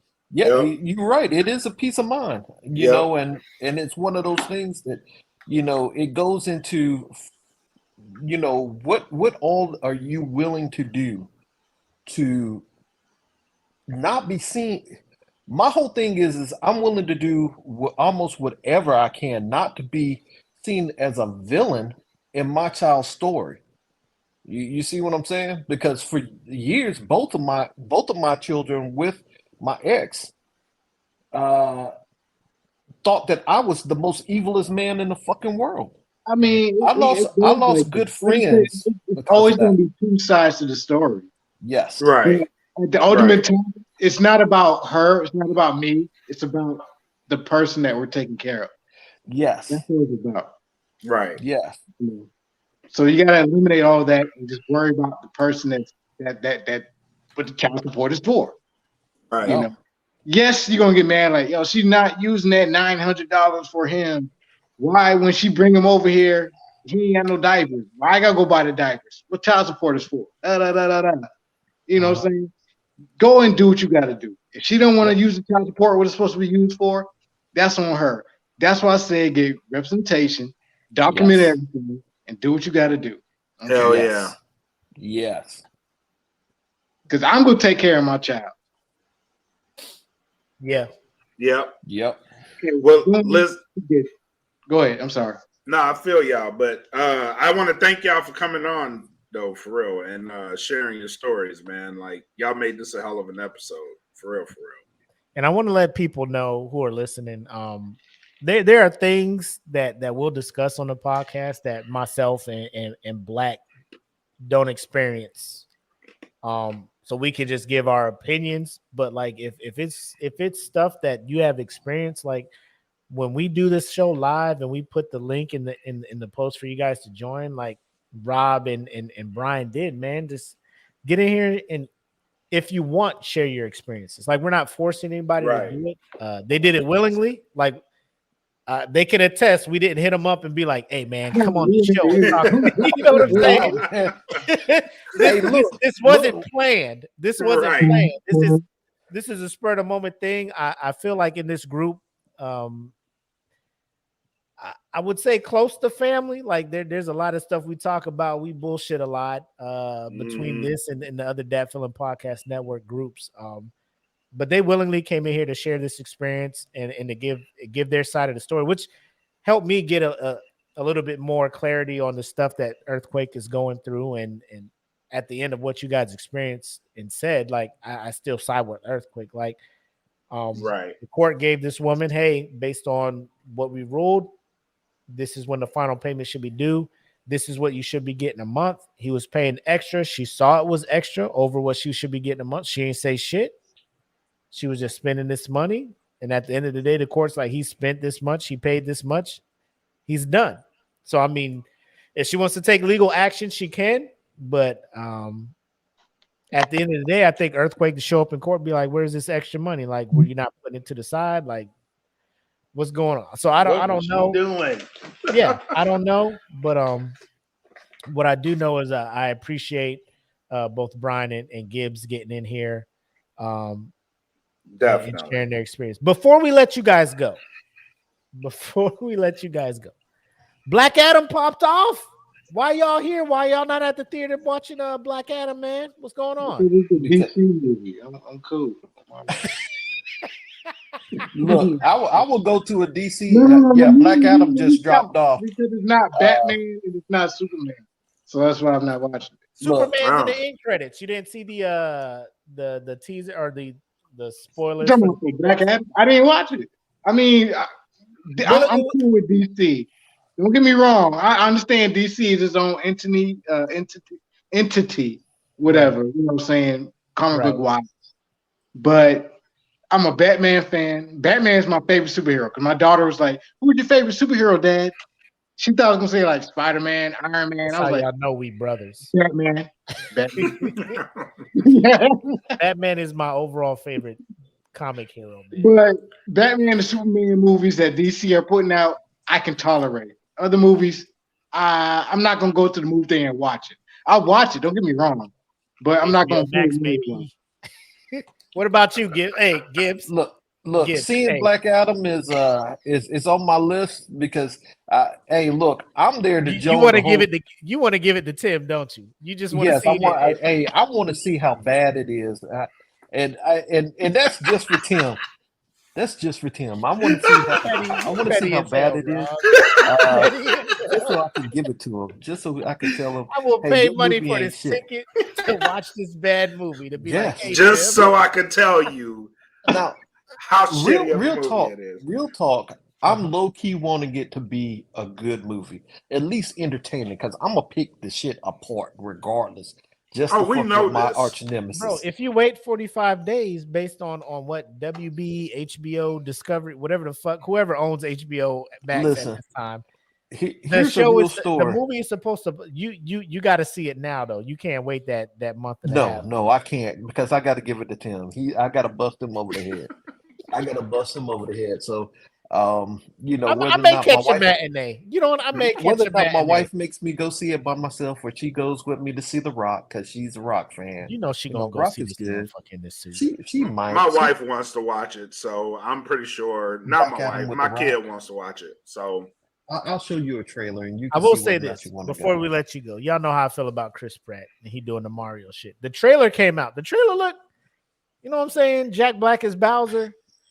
You know, like I was hyped, but then Mario jumped out and then he actually opened his mouth and I was like, oh, here we go.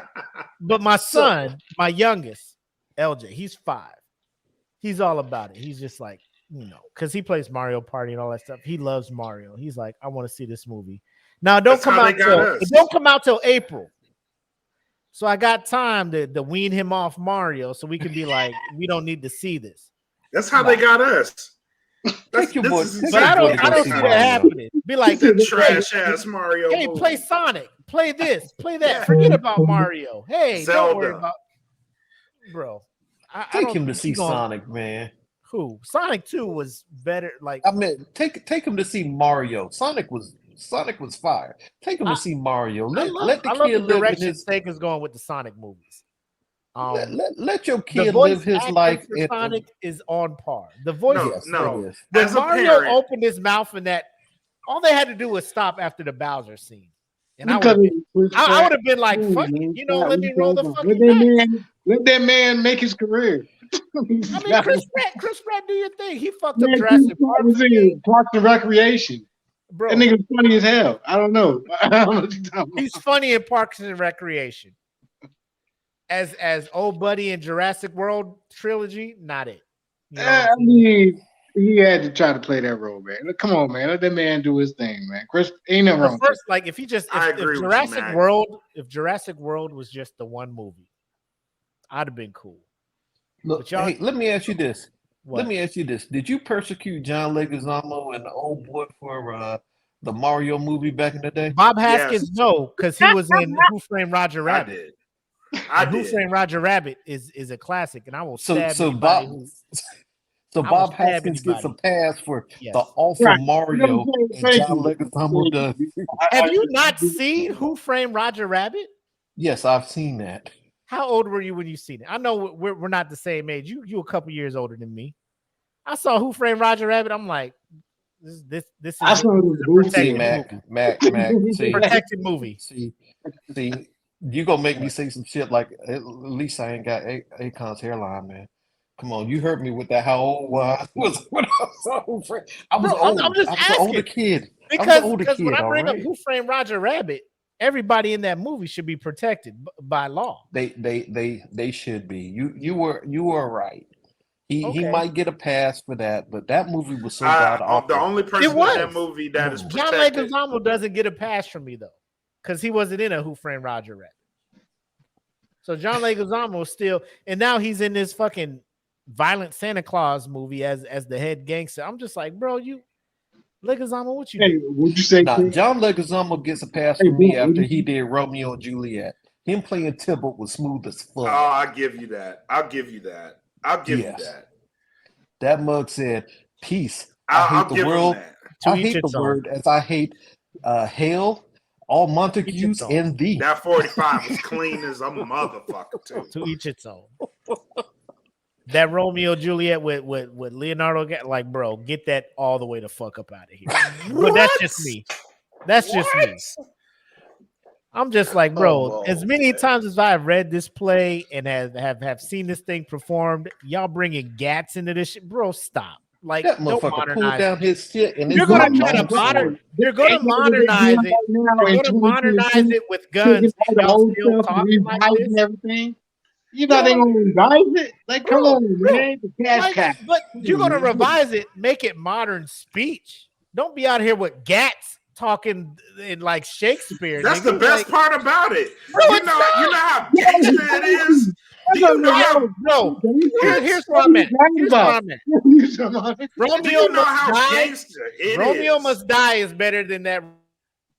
Get the fuck Romeo and out of Juliet. here. Get Hey, out of here. look, he Do you know- froze because that line was what he was about to say was trash. Yeah, exactly. Do you know how The gangster it modernization? is to kill I a can believe motherfucker DMX. using listen, old I can English believe as a DMX. language? DMX saying the shit he was saying, and Romeo must die because it was modern shit. DMX can have a shotgun because it's modern as fuck. You out here with a 45? Thou must not have this. Yes. Hell yeah. Hell yeah. Now Bro, you don't imagine come at me DMX with a saying bow that and shit arrow. with a Glock in his hand.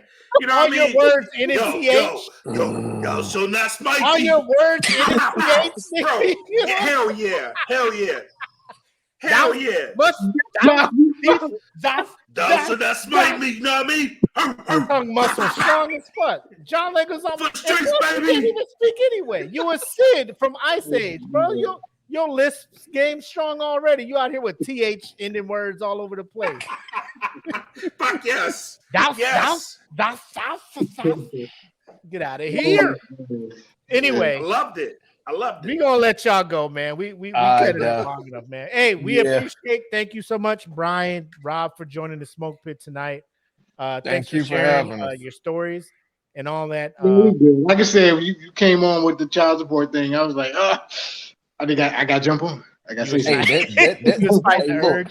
look, that shit is kind of cathartic to cats who are Yeah, living this shit. because it happens. Yeah, Like I said, it's get representation. Get representation. Get Thank y'all. representation. Thank y'all very much. Very appreciate much. it, man. You guys take care, bro. All right, now. Peace. All right, now. Peace. That was a good segment, man. Fuck yeah, it was. That was a real segment. We thought we was gonna come up here and be jokey with the shit, man. But it got serious. That shit is real to some people, man. And I'm glad I really appreciate them jumping on sharing something that personal. You know what I'm saying? I don't know if I could have did that. I probably would have if I'm heading up the podcast and shit. But to just jump on and share your experience like that, I think that was pretty dope. Hell yeah. Shout out to them too for doing that. But how about we end this on a funny note? Let's do this. We got a whose man's is it, right? Yep. We really do. And I got the video you sent. So without further ado, ladies and gentlemen, let's get into the final segment, which is a crowd favorite. Whose man's is this? Who man's is this? Who man's is this? I need to know. I love this. Anytime I can make fun of somebody, I'm here for this shit. I am here for this shit. So, Me too. I posted in the group a couple days back. I'm looking at the video now on the screen. And there's been a craze of black men in the gym who, for lack of a better phrase, are doing the fucking most in this bitch. Yes. There was one I posted yesterday, a dude benching fucking or squatting a whole tractor tire and 2 barbells with 45 plates on it. And I'm just like, if the weights, if if the setups, if the machines and the setups and the shit are too light for you in the gym, you won. You know what I'm saying? Like, we don't need you to create things like this in the gym. Like at what point, Black, would you go to a gym and you hit the squat rack and you put 45s on all the plates and on the bar, all of like they're hanging off the bar and you squat it and you're like, damn, I must be strong as fuck. Are you looking around the gym like, I'm strong as fuck. Let me see if I can do all the 45s on this bar, plus strap the bench press bench onto me with the couch from the lobby area of the gym. Like, you know what I'm saying? You've seen the videos, right? You've seen those videos. Like the dude doing the pull up with the exercise bike and the fucking squat rack on his back. Like, is there not 45 pounds? If they're not weight plates that can simulate the weight that you're doing right now, you know what I'm saying? Like, right. You're doing too much. You doing but ladies too and much. gentlemen, let me this shit here had me on like, I'm thinking like, what the fuck is happening here? Like, the shit was hurting me, right? Watching it. So that's the let me just bring it up for y'all. Because y'all need to see this shit. And let me scoot this shit back. Because y'all need to see how this shit starts.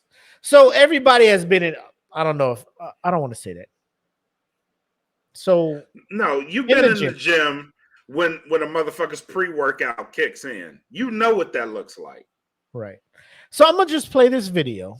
You guys watch it and let me know your opinions on if you were in the gym working out and somebody's on the cable machine, the pull-up area, right? Which is a popular area, and they want to do some pull-ups or something or some muscle ups. I understand, like, bro, there are motherfuckers who are in such fucking good shape, they just do random ass shit. But at some point, you're just like, what the fuck is going on here, right? So let me go ahead and play this, and you guys watch it and give me your opinions in the comments.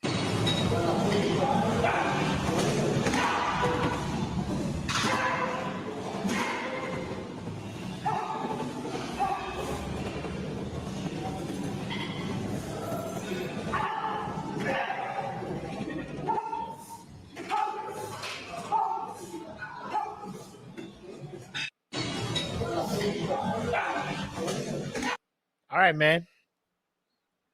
Let me just say that initial yell is the pain. That's the pain. When he hits the floor and he yells out, that's the pain. When he lands Right. on his elbow and toes. Yeah. Oh, yeah. That's pain. The rest of it, yeah. Oh, yeah. He's operating purely off pain. Straight adrenaline. Oh, yeah. Pain and adrenaline. Like, that's pain, adrenaline, and anger pushing this workout. Because you can't stop. You got to keep going. What is the purpose of this display of whatever the fuck it is? It's not strength. I don't want to say it's strength. But there's been a rash of videos of people doing these weird ass push-ups and these random ass jumps. Like, it's what is this? What is this showing to the viewer? Like, what is this trying to prove to the viewer? This nigga's crazy.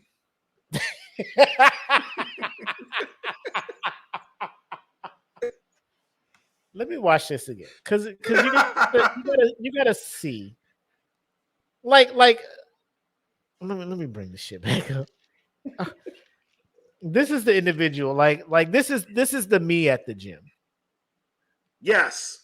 This is the That me is at the also gym. me. I'm on this apparatus here, probably trying to do tricep push down. I'm waiting whatever on the you. fuck is going on, right? Tricep push down, and because I'm courteous, right? I see you on the pull-up joint. I'm just like, I'm gonna let you get your pull-ups on, and then I'm gonna get back on the shit I'm doing. But as I let me roll this back. As I let you get up there on the pull-up bars, you start flipping yourself over like this, and I'm just like, I'm texting people. Also, the fact that if I'm sitting here watching you do this, and then I know further back there's a dude recording you about to probably do some wild ass shit just to get on TikTok or whatever, right? So I ain't trying to be in your video. So the individual who's here, who I said is me at the time, like, I'm just trying to get a workout in, and you want to audition for Zordon to be the next fucking White Ranger or whatever, you know, you do. Hey, look at the dude in the black. I think that's me. That's this me. one here. Yeah, that's Okay, me. Let's like, roll what it the out. fuck is going on? Let's roll it out right and see what's going on here. First of all, let me. As soon as he fell, dude in the black turned around. I don't. This I don't part see here. him. This part here, sir. Sir. There's not an Avengers level threat happening on this earth right now. We don't need this happening, bro. Just be cool and wait for November 11th and let Marvel do the T'Challa who next up. Like, they'll get it. You're all not out looking of for you. the next T'Challa, bro. You're not being cast in the next Black Panther. You're not the, you know what I'm saying? But we'll let it ride a little bit. God damn. Hello, new world, all the boys and girls. I got some new stories to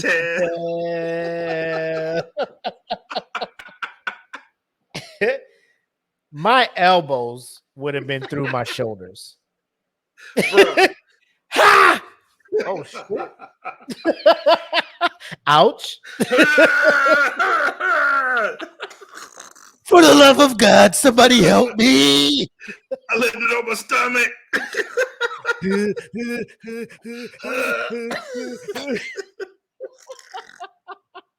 That out of breath talk. Get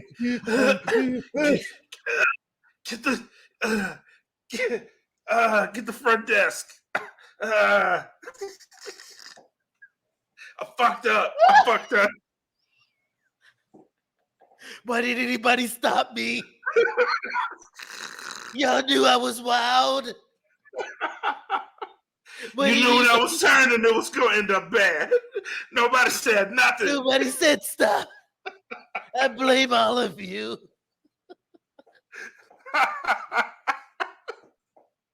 But he knew he was doing this because look, he got the arm sleeves with the protection and shit. So he was like, "Hey, next Monday when we hit the gym, I'm gonna do it."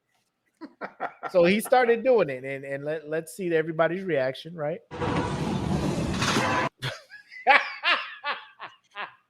The fuck? So he goes from under the bar to jumping towards the barbell rack or the dumbbell rack, where old buddy with the towel on his head right here is trying to do his little, his little front Got the raises shoulder for his shoulders. Yep. Right? But he out here.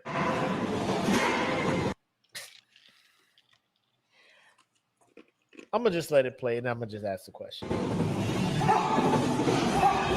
So let me go back to this. Look how you looking at him. Who was just like, "Are you done? Can I start my workout? Can I start my workout on my other shit?" Or I don't know. At this point, he's so off the wall and unpredictable. I don't know what the fuck's going on. You just gonna keep Like, are hopping putties around attacking? here? Yeah, What's going on right now? the putties. You let me know, Power Rangers. Shit.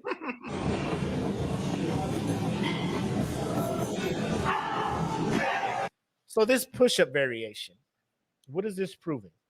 You Nothing. saw him through crip walk with his fucking push-up positions, right? What is that showing us right here? Nothing. The man has an amazing core.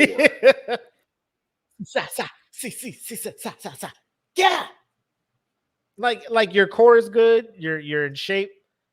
But I make terrible decisions, but my core is lit. 4 straight fucking jumps. Just what are you doing? Like, and this is the part I hate, because I'll go to the gym here early in the morning, and there's some people who be in the weight room who aren't on this level, but they try to do circuit training. So they'll take dumbbells from the dumbbell rack and then just kidnap them hoes to another thing and be doing some other shit. And I'll be looking for those dumbbells, and I'm just like, where the fuck are they at? And they're over there doing some abstract shit with it. And I'm just like, there's a whole area for CrossFit and all this wild ass shit y'all be trying to do, like in the next room, but y'all want to do that shit here. Why y'all doing that shit here? Like, there's a whole, I'm pretty sure there's a whole gym dedicated to the workout this man is doing. Where it's called CrossFit. Where other people aren't trying to do conventional ass lifting. Yeah, it's called CrossFit. But he want to do that here. I'm just like, I don't want to be that guy in the gym that's just like, this is for fucking conventional lifting and free weights on. But at a point, because I'll be going to the gym at 4 a.m, man. Bro, can you imagine it'd be like 4:45 in the morning and you got a motherfucker on energy like this? Like, I take pre-workout too, but shit, nigga, like this shit ain't on. This shit, You know what I'm saying? The shit just get me up to go lift regular ass weights. You in the gym, you're making the noise I make when I fake box and fake do karate and shit. Right. That is cocaine and a promise of a better tomorrow at work. That's what he's fueled on, huh? Yeah. Cocaine and a better tomorrow. Bro, this shit is wild. Like, I can't imagine it.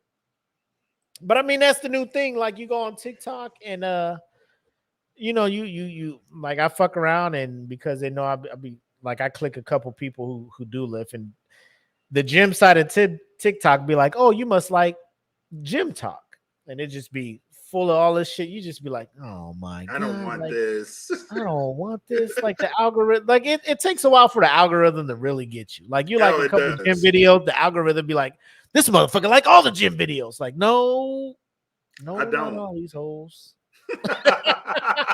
Not all of these hoes. Not really. They be wilding.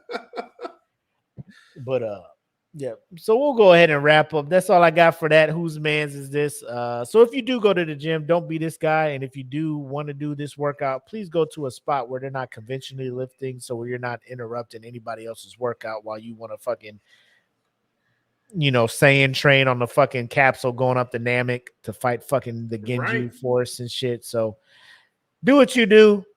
Just be respectful of other motherfuckers that are working it out. Is all I want to say. Just That's all know I there's a want to put out. time limit in certain spots, bro. That's one of the spots. Like, bro, I don't want to hear that shit. Goddamn, bro, just get the Kamehameha wave out. Get the fuck out the way. That's all I'm like, finally. Thank you. This motherfucker actually shoot one. I'm gonna be like, hey, so what's your training plan? How you did that again? Where's your hyperbaric chamber? How you did that again? Let me see that again. But we'll go ahead and get into we was gonna get in final shots and thoughts. But a huge thank you is a banner that you put up. So go ahead and let me hear this huge thank you, bro. What's happening out here? Yeah, we can add this to the final shots and thoughts too. But Okay. I really wanted to thank two pit masters in particular, CJ Reed and Mikey Bean. Thank you guys.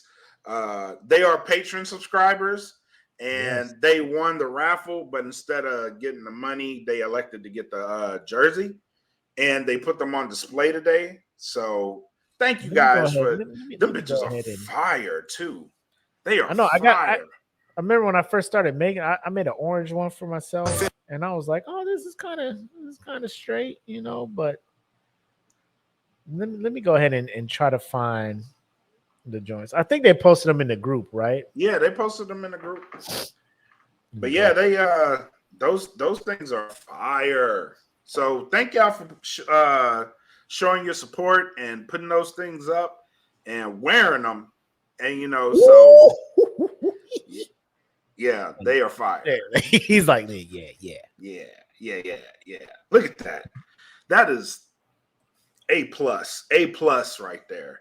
So thank you guys. A huge thank you. Thank you to all of our patron subscribers who continue to help us out.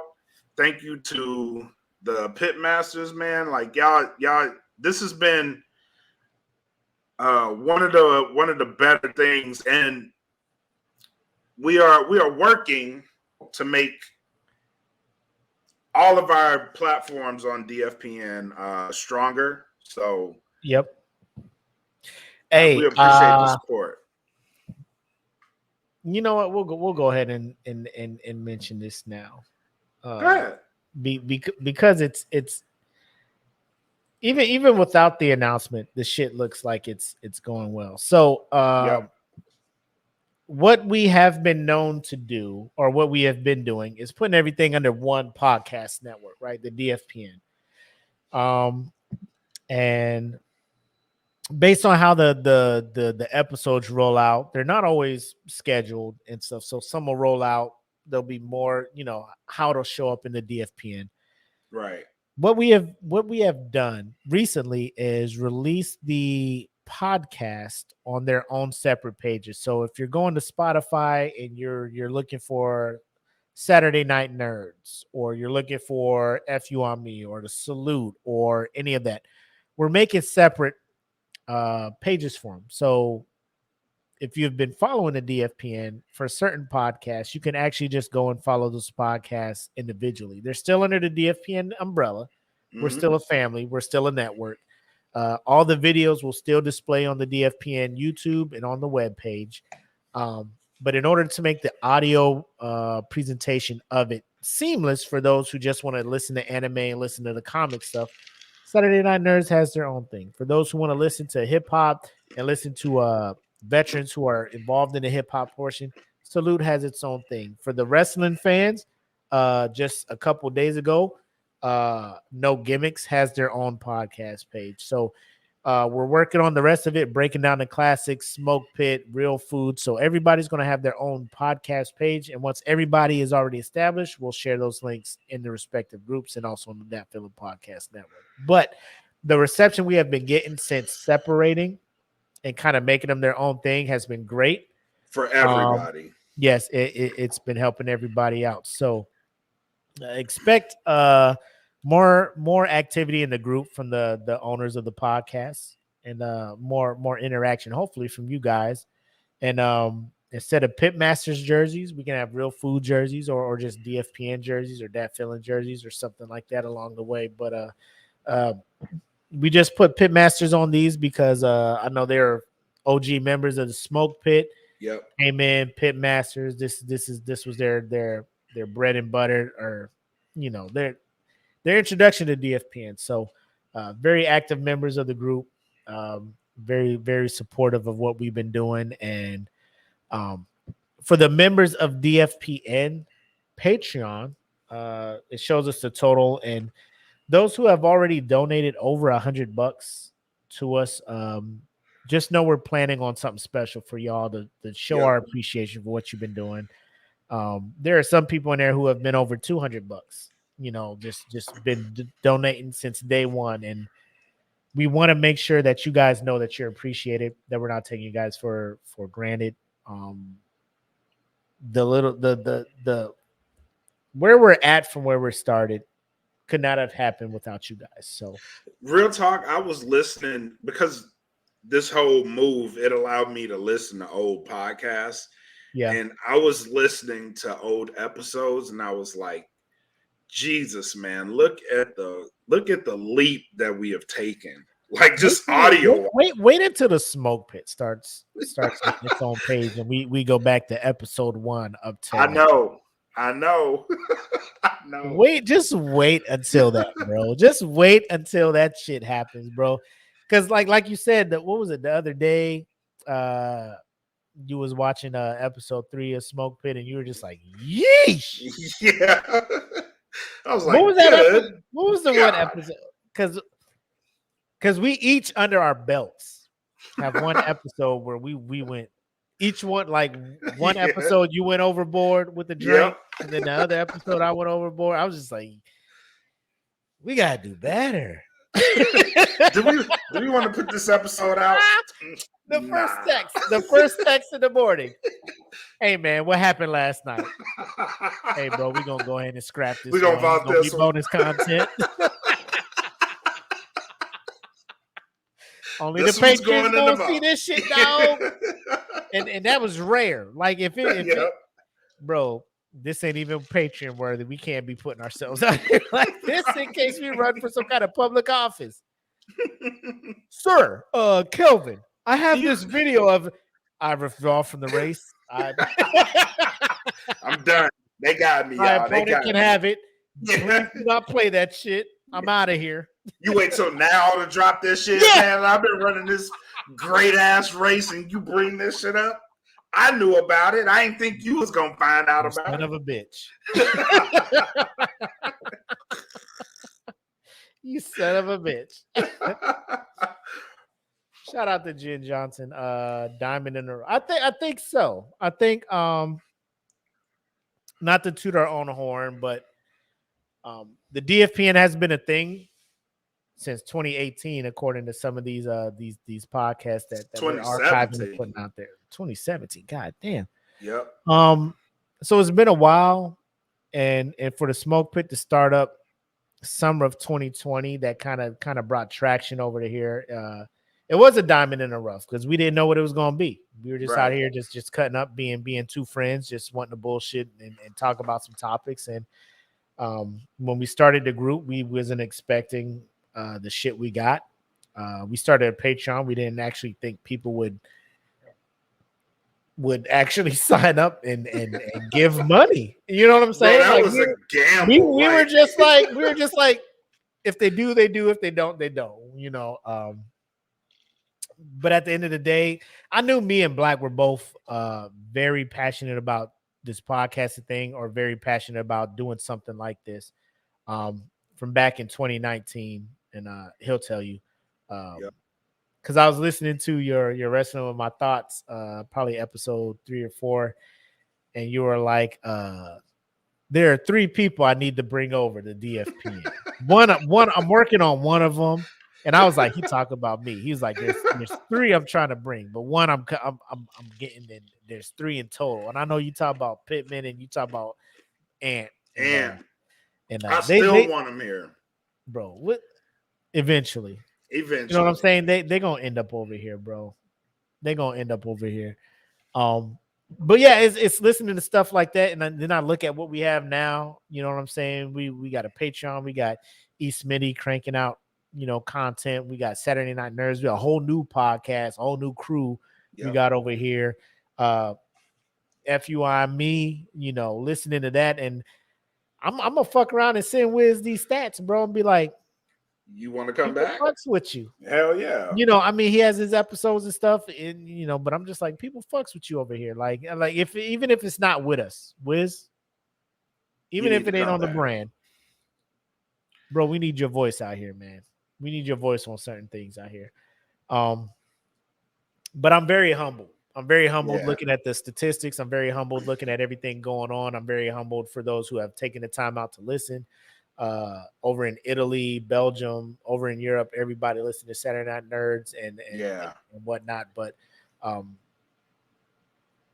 like I said, I never thought this would be a thing. I thought when I said what I said, it'd just be a small thing with probably just a group of my friends listening and stuff. But it was good enough to make Black be like, hey, you want to come over to the network? And now the network is doing what it's doing. And when I tell you that 2022 was only one step forward in the right direction as what 2023 is going to be for DFPN. Buddy, this is not a thing where I'm just embellishing. We already got plans set in place and things set in place. And it's all about showing appreciation to those who have been with us since day one. So I feel like that's the formula. As long as we show you guys appreciation and we let you guys know that we really appreciate you guys rocking with us, that further just deepens the bond between us and our supporters. So thank you guys so much for rocking with us, man. That's all I gotta say. Very much, thank you. Very much. Everything he said, I echo. Hey. Man, when I got approached to do the DFPN, like I had the plan because it just all fell perfectly, man. Like we all talked about like doing a podcast. So we started doing a podcast, and then I got approached for DFPN, and I was like, it's the perfect opportunity for all of us. You know what I mean? Like we have a platform, you know what I'm saying? Yeah. And then to be integrated with such dope people like Wiz and E. Smitty and MRK and just have that family there and then grow that family. It's been amazing, man. And it's been so much work that now that I'm going back and revisit it, like we work so forward that I don't look back. So when we look back at it, I'm like, holy shit, look how far we came. You know what I mean? Like, yeah. Episode 1 of the Smoke Pit was like, it was like going back. It's a gaggle, bro. Like, we didn't know what the fuck was going on. No, we didn't know. We didn't know what the fuck to do. Yeah. But like, now, remember we were trying to like, you'll go live doing Facebook and I'll go live using Instagram, and we'll try to make this weird shit happen where like we can read comments and then stream. Or Zoom was just like, pandemic's going on, we'll let you stream live on Facebook and see shit. We're like, yeah, we'll give that shit a try. But we couldn't see comments or none of that weird ass shit. And then StreamYard was like, my nigga, we know what the fuck's going on. And we can help. Like, it's just an evolution of trial and error. Which if you're going after anything in life, that's going to happen. Like, you got to try some shit, see what works. If it don't work, move on to the next shit. Or if you're trying some shit and then something better comes out, you want to take that risk, because this is all financial shit that's going on. Like to use StreamYard to the extent that we're using it, and the Patreon, and to use what is it? Venmo? Yep, Venmo. Okay, because last time I was saying Vimeo, and motherfuckers was looking like, nigga, you want us to? But Venmo and all this other stuff, like, we're signing up to do these things, and it's money out pocket. Like, to become an LLC, to get all this other stuff, to start the merch and the get logos and all that stuff. Like like there's a bunch of people who have been sitting around not spending extra money on shit like logos and stuff, who have been sitting around like, maybe we need to spend some extra money out of our pocket on logos. and all this other stuff to be more legit. And we've been doing it. Right. You know what I'm saying? So we're here on the StreamYard, and the StreamYard is just like, yo, we'll let you go on Facebook, we'll let you go on Twitch, we'll let you go on all this other stuff. So StreamYard has been more adaptive to what we were doing, because when it started, it wouldn't let you do Twitch and all this other random stuff. So I think StreamYard sees what's happening. And then if you're looking at other podcasts and looking at other things on YouTube, everybody's starting to utilize the StreamYard for remote streams and podcasts and things like that. So it's a beautiful thing, and I'm glad we got on at step one. And I still, one of these days, when they have one of those podcast cons over in Orlando, which is where they usually have them at, like, I just want to get there and network and hear about people who have successful like, this is my passion. It is. And this is my it's passion. so Like, addictive. it's a hobby, but it's also something that I'm just like, bro, like I have so much fun doing this shit. Hell yeah. I have so much fun doing this shit. And each time we get better and improve the quality of the podcast and the shows, like, there's a sense of pride that I get, like, bro, we're on the verge of something magical here. Yep. And we can't stop. Like, we can't stop the momentum no matter what the fuck's going on. We got to keep pushing. And keep pushing. I'm glad you're here. I'm glad you brought me over, as always. I'm glad you're here. Oh, I'm glad. If I wasn't gonna be here, I don't know where I'd be at. I'd be on some network, because like I was gonna keep talking about shit that's happening in the world. You know what I'm saying? Hell yeah. But let me get off my soapbox, my sentimental thing, man. But I'm sitting here looking at the pictures of people who are genuinely happy about receiving these Pitmaster jerseys. And granted, a lot of these dudes were veterans, so or had some tie with the military, so kind of the olive green with the camo print for Pitmasters and stuff with the number on the back. So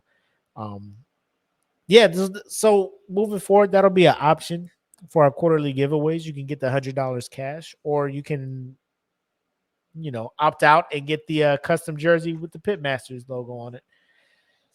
Maybe going to I got a couple other designs I'm looking at for jerseys, and we'll give people options. But okay, I like it. I'm low key looking at these, man. I want one of these Pitmasters. Listen, when I saw the jersey, I'm like, oh, I want one. I want, bro. The way the NFL be wilding out with these fucking military appreciation jersey prices, I'm just like, bro, I just make my own shit and rock and roll away. Yep, I want one. Get me one. You know what? We'll get some made for the crew when we have our event in the future. All right. I ain't trying to drop. We're foreshadowing, but yeah, just know what's 2023. Coming. What's coming? I feel like everybody needs some DFPN swag when we roll up. Yes. When we roll out and show out. Yes. When we get closer to the date, we'll throw some announcements out there in case anybody wants to join. But a DFPN meetup, not like a fan thing, but it's still in the works. We'll let you guys know what the fuck's going on. Patrons will let y'all know what the fuck's going on. How about we'll let you know. But yeah, like Black said, tomorrow expect UFC 280 streamed over on DFPN Patreon for our Prove Me Wrong fans. But anybody who's a member of the Patreon can tune into that. Come hang out. Come hang out with your boys. Hear some live reactions. Hopefully we get some ridiculous knockouts so me and Black can fucking wild the fuck out. Yes. Live. Oh shit, some shit like that. Jesus. Like he sleep. He sleep. Oh shit, he died. Some shit like that. But DFPN swag. You know what? Coin that phrase. DFPN swag. You remember when we first started, man? Let us stop because we going late, man. I'm sitting here reminiscing and shit. Episode 88 of the Smoke Pit, ladies and gentlemen. 88. I don't think we'll hit 100 by the end of the month. because after Thanksgiving, our manager, our CEO of DFPN is asking that we bow out. However, that does not mean that exclusive content to the Patreon won't be happening. So Right. if you're not seeing the content on the Facebook and stuff like that on the weekly basis, we're chilling, hanging out with the family over Thanksgiving and working into the Christmas. The giveaway will still happen at the end of this quarter, or kind of like before Christmas. Tune into Patreon. That's where you'll probably find some more content popping off at, and Patreon members will get information about what's the first move that we're doing first quarter of 2023. So that's all I got, man. I know I've been talking for a minute. I have nothing. You covered it all. Cool. All right, ladies and gentlemen, episode 88 of Smoke Pit. As I said, I'm the homie Mac, aka your boy. And I am bred like a king. Made this Kelvin Cayley. Thank you guys so much for tuning in and making this one hell of an episode. Until next time, have love, make sex, peace. Peace. Welcome to the Smoke Pit. It's Friday night, come and take a load off. Come sit in the Smoke Pit. It's time for us to show off. It's been a long week, come relaxing, get some laughs in, and let's talk about these brackets. And while we at it, tell me whose man's is this? Cause I got questions, I'm hoping you can answer it. Get ready, cause you know we gon' talk a lot of shit. It's Mac and Mac, welcome to the Smoke Pit.